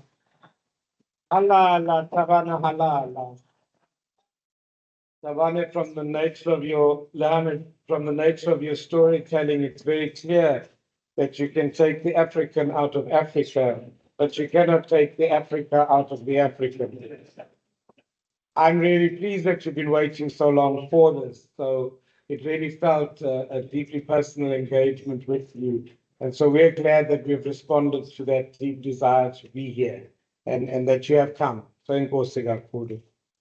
Let me invite at this stage Mrs. Tamaru Masheko to start the next part of the celebration, which is really the awards and recognitions part of tonight. Tamaru.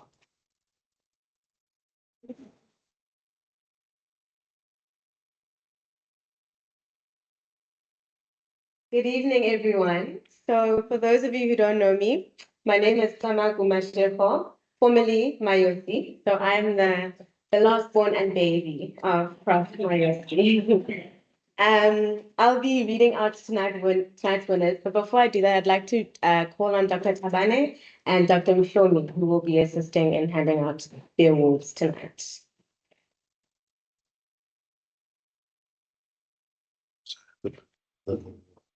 Pointer? Yes, yeah. I'm gonna read something first, and then okay. It is an honor to stand before you today as we celebrate excellence, resilience, and the pursuit of knowledge in medicine. The Bongani Mayosi National Student Prize is not just an award, but a tribute to the values that defined my father's life: academic excellence, leadership, integrity, and an unwavering commitment to serving others.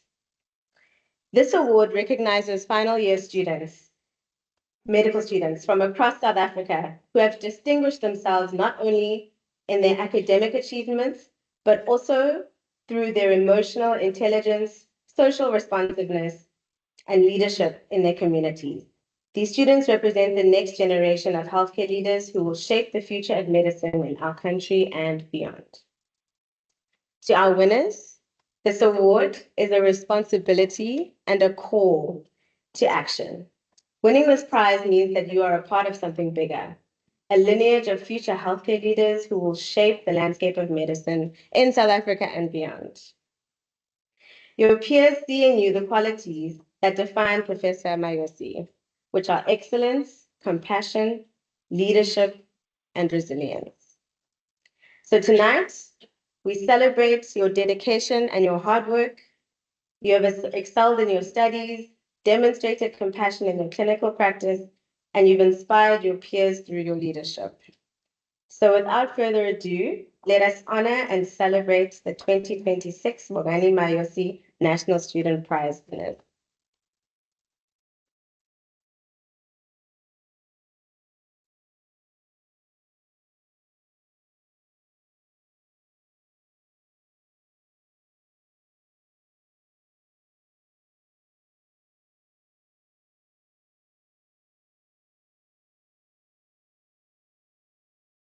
Okay, so first up, from the University of Cape Town, Dr. Melisizwe Bulo.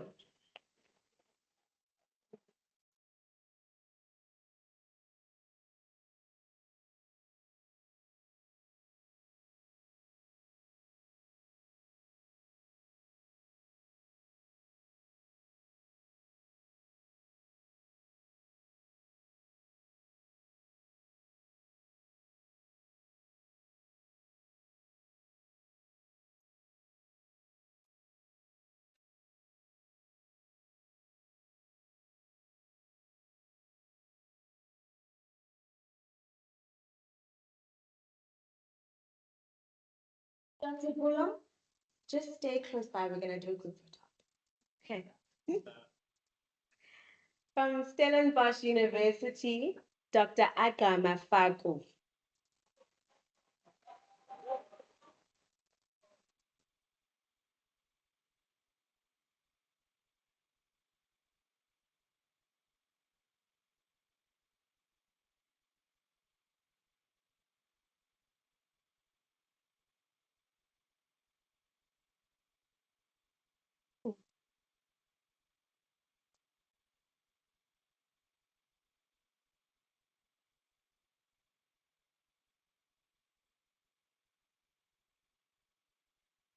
From the University of Limpopo, Dr. David Bosheko Malaisha.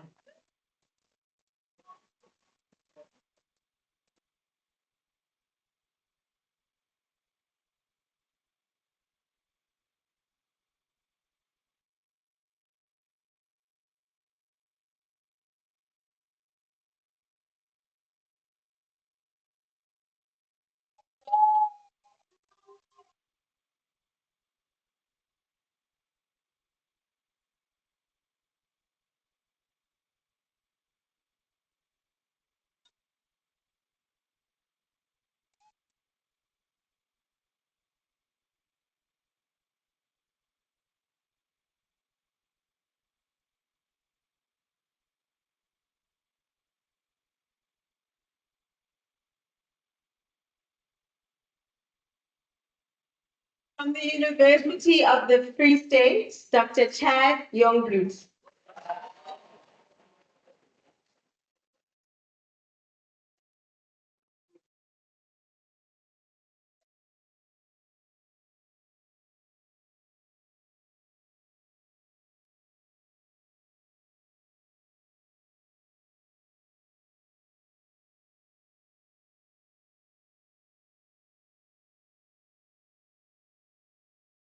From the University of Witwatersrand, Dr. Clarence Mashalela.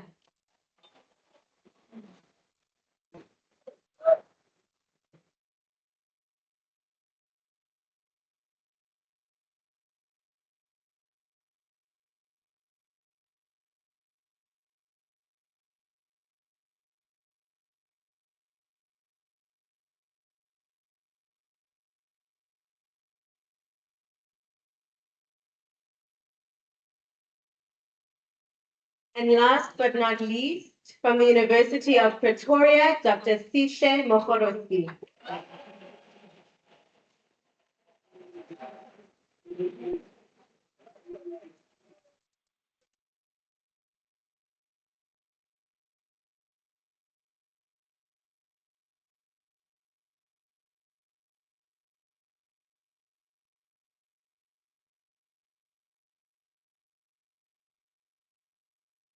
I'd like to call all the winners for a group photo.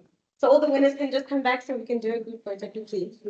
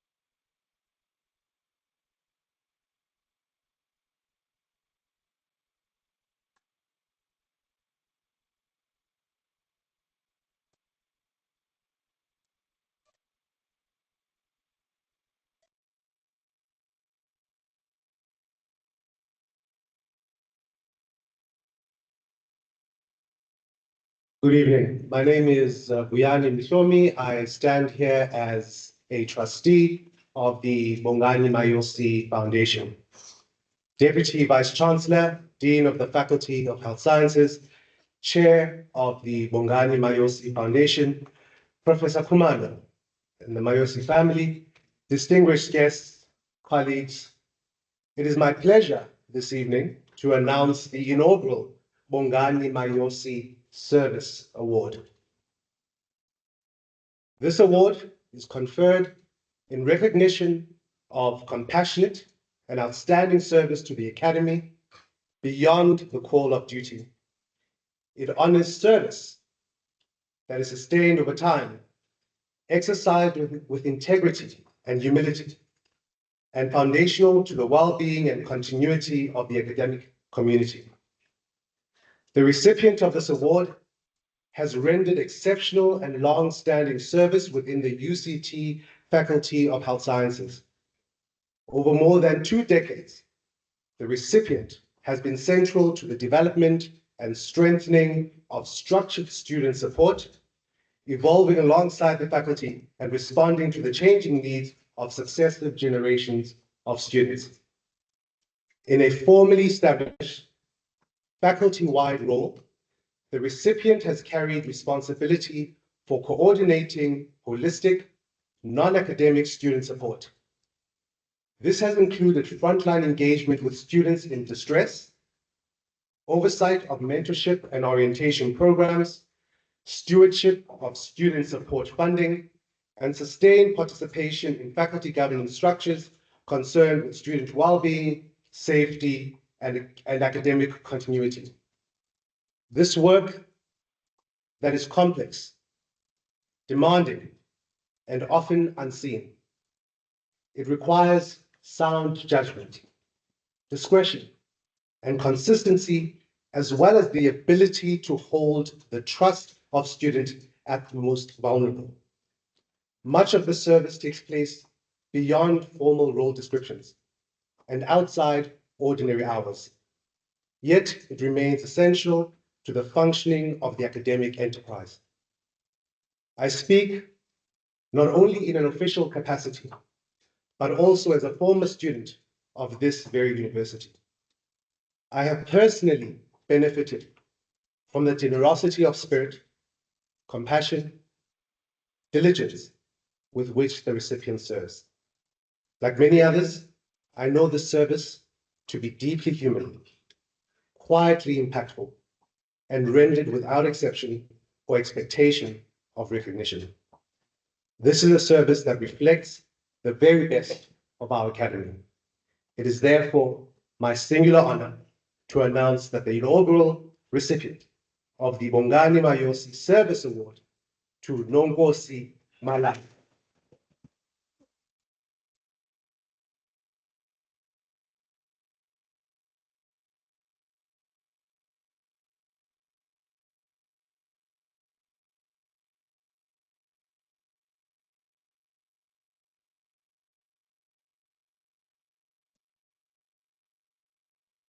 I'd like to invite the ground, yeah, for testimony to come down.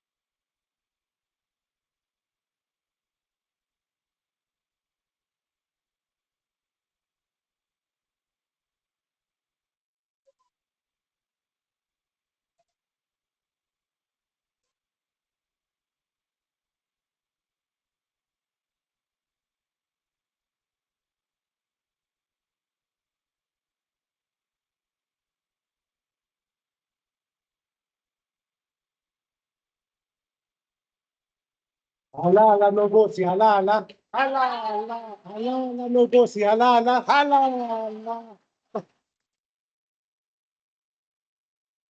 What an incredible way to finish an evening, having been challenged with the response to humanity, to be seen honoring the epitome of humanity in our faculty. So we are very proud of the work that Nonkosi does. And I think that there are generations of health science students way beyond medicine who feel the impact of the work that she does. So, Manonkosi, Sisiyabonga, Enkosi kakhulu.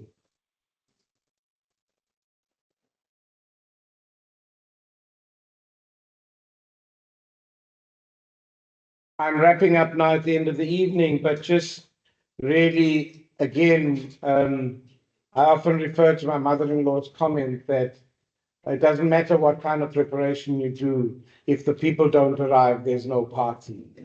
And so, again, I want to say about an evening such as this, it's a prestigious lecture, yes, but it only comes alive in the spirit of the people who come to join us on this evening. Both the candidates, congratulations to those who have won the award, mainly because it is the recognition by your peers of the role you're playing.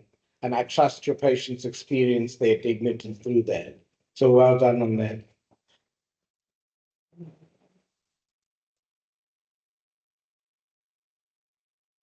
My sense of tonight is that it's really not an ending to this evening. The engagements will continue after we leave the room, but it's also a promise of continuing. And I thought that, Lehana, your challenge was very clear. The question is the response, and I think that's going to take some work, and I think we all need to be there committing to that work. But colleagues, we've turned, between the Mayosi Foundation and ourselves, this really is an evening of celebration, so you're very welcome to join us for dinner after this. And just a couple of points in that regard. We're going to ask those who leave from this side, actually to work out what they said, I should say. This side, my right-hand side, if you go down the steps straight outside that door to the lower level, the food is equal to the upper level. We want to assure you that the food is exactly the same on both floors. And this, from the left-hand side, I'm not going to try to divide where the left falls, but I think you have a sense of where you are. But we really do invite you to celebrate, to continue the celebration of this evening with us as we leave this evening. I really want to thank the Bongani Mayosi Foundation. What? Vote of thanks. Okay, that's right. So before I continue to say any more thank yous, Lepeko Lukolomdolo, one of the previous winners of the Mayosi Leadership Award, to come and give a vote of thanks.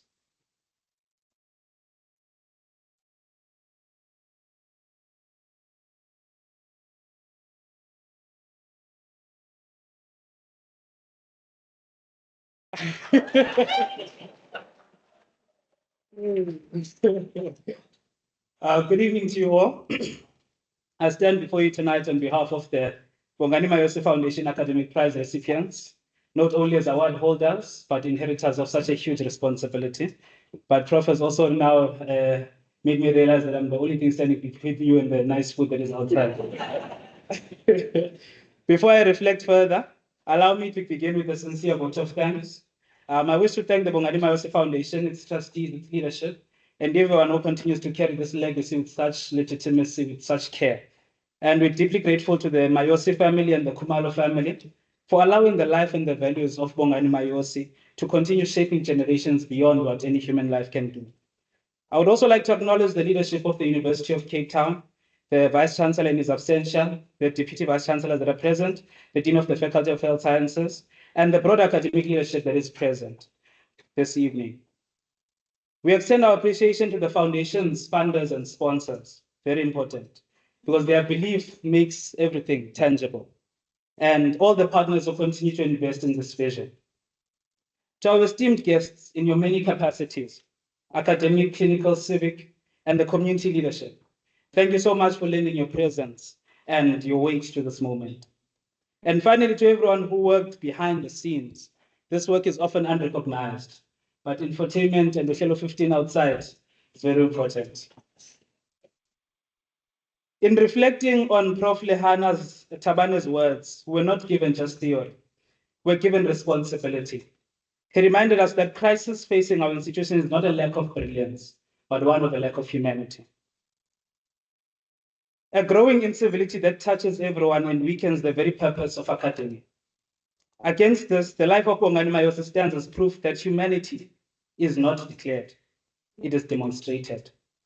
His legacy lives in these people that he shaped, these communities that he was part of and served, and the standard that he set of how excellence should be and should be portrayed.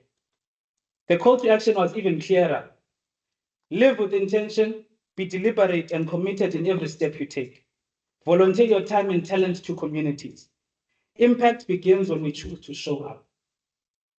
He said we must remain humble because humility accelerates the influence that we have and allows success to travel further than any ego can go. He said we must be a true friend. We must practice kindness as a way of life that is rooted in Ubuntu. And finally, he said we must mentor others. We must become a trusted guide and a trusted guide for those who follow. This is how we honor Bongani Mayosi, not only by remembering him, but by living the values that he embodied. What we have heard tonight reinforces a truth that sits at the heart of this very lecture. It is why he did what he did, not only his achievements. Because achievement alone does not explain such a commitment.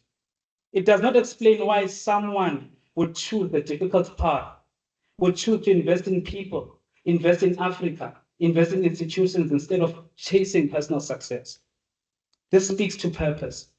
And because I'm someone who likes adding salt to the wound, I will share the concept of purpose with a story. I remember when I was a medical student, I was very naive. I reached out on LinkedIn looking for a mentor. I found Dr. Bongani Mayosi there.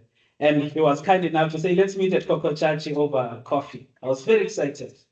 He said that a medical student can't pay his bill. I'm a doctor today. So as we were sitting, all the pleasantries had gone, and he finally got to the critical business. And he said, so Dr. tell me, why do you want to become a doctor? I was excited to answer this. I practiced. I want to help people. I want to save lives. I want to change the world. I want to make a difference. I said, oh, that's beautiful, but why? I said, I have a personal story. I had an appendicitis, and the appendectomy was done, and this doctor was amazing, and this is how I want to serve the world. He said, but why? At this point, I was getting a bit annoyed because I ran out of answers. But it is only when I reflect that I see this concept of purpose, that it exists in layers. And the more we live and live, we basically peel our way through those layers. The idea of layered purpose is articulated so powerfully in the book called The Way of the Superior Man by David Dida. Purpose is not discovered all at once, but it is discovered in layers. At the surface, they say, purpose represents survival and success.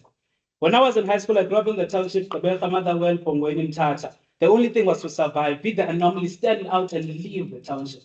For me, at that point in time, purpose was that, just survival and success. And it becomes achievement and recognition at a deeper layer. A lot of academics still want to be recognized. They want to be seen. Their achievement must be seen, everything. And at that point in time, that purpose matters. But it goes even deeper. At the deepest level, purpose becomes a responsibility. This is where we merely exist as vessels to carry out a particular responsibility. That responsibility that is bestowed upon us by God, by our ancestors. And this is the level at which Bongani Mayosi lived. He was operating at the deepest layer of purpose, and he was very conscious. To understand this context to which he was responsible to, we must speak very honestly about the Black consciousness movement that was articulated by Steve Biko. Black consciousness was not merely political, it was psychological. It recognized that Africa's history did not dispossess Black people materially, but it trained them and subtly, persistently to doubt their own abilities. Black consciousness, however, insisted that liberation begins when people reclaim their belief in their own intellect, leadership, and agency. In Xhosa, we say, in Biko's era, Black consciousness represented reclaiming humanity in a system that denied it. But in Bongani Mayosi's era, that it had evolved. The question was no longer whether Black people could enter these institutions, but the question was, could we occupy them? Could we redefine them? And could we own them?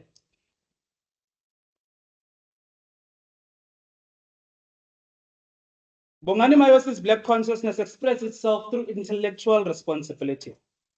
He believed that Africa must not merely consume knowledge, but Africa must generate it.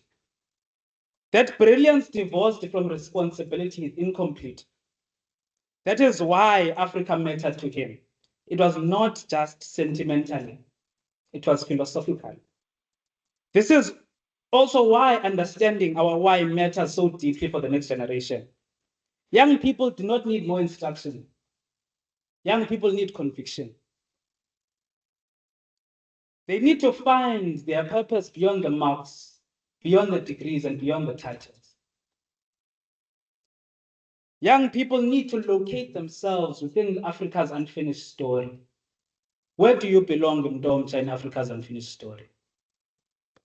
When young Africans realize their excellence is not accidental but necessary, that their intellect is not personal property but it is communal capital, that is when purpose deepens, and that is where responsibility is born.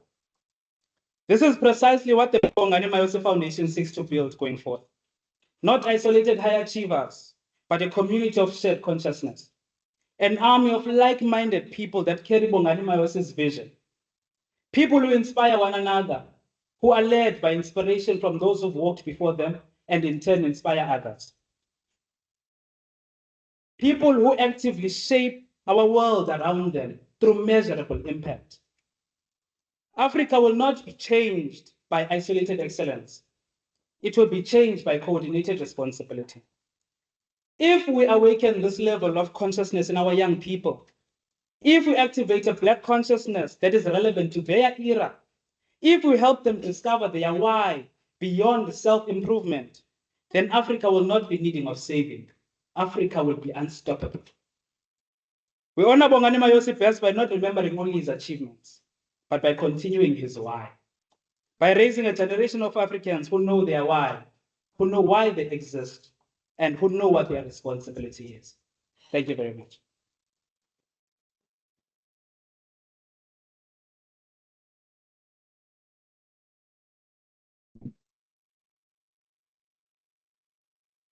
I think we are done. I don't think we can say it any differently. Thank you, Dr. Mtolo. Thank you very much for that. I thought that was incredible. I think he was right. He was standing between you and dinner. He was very nice to dinner.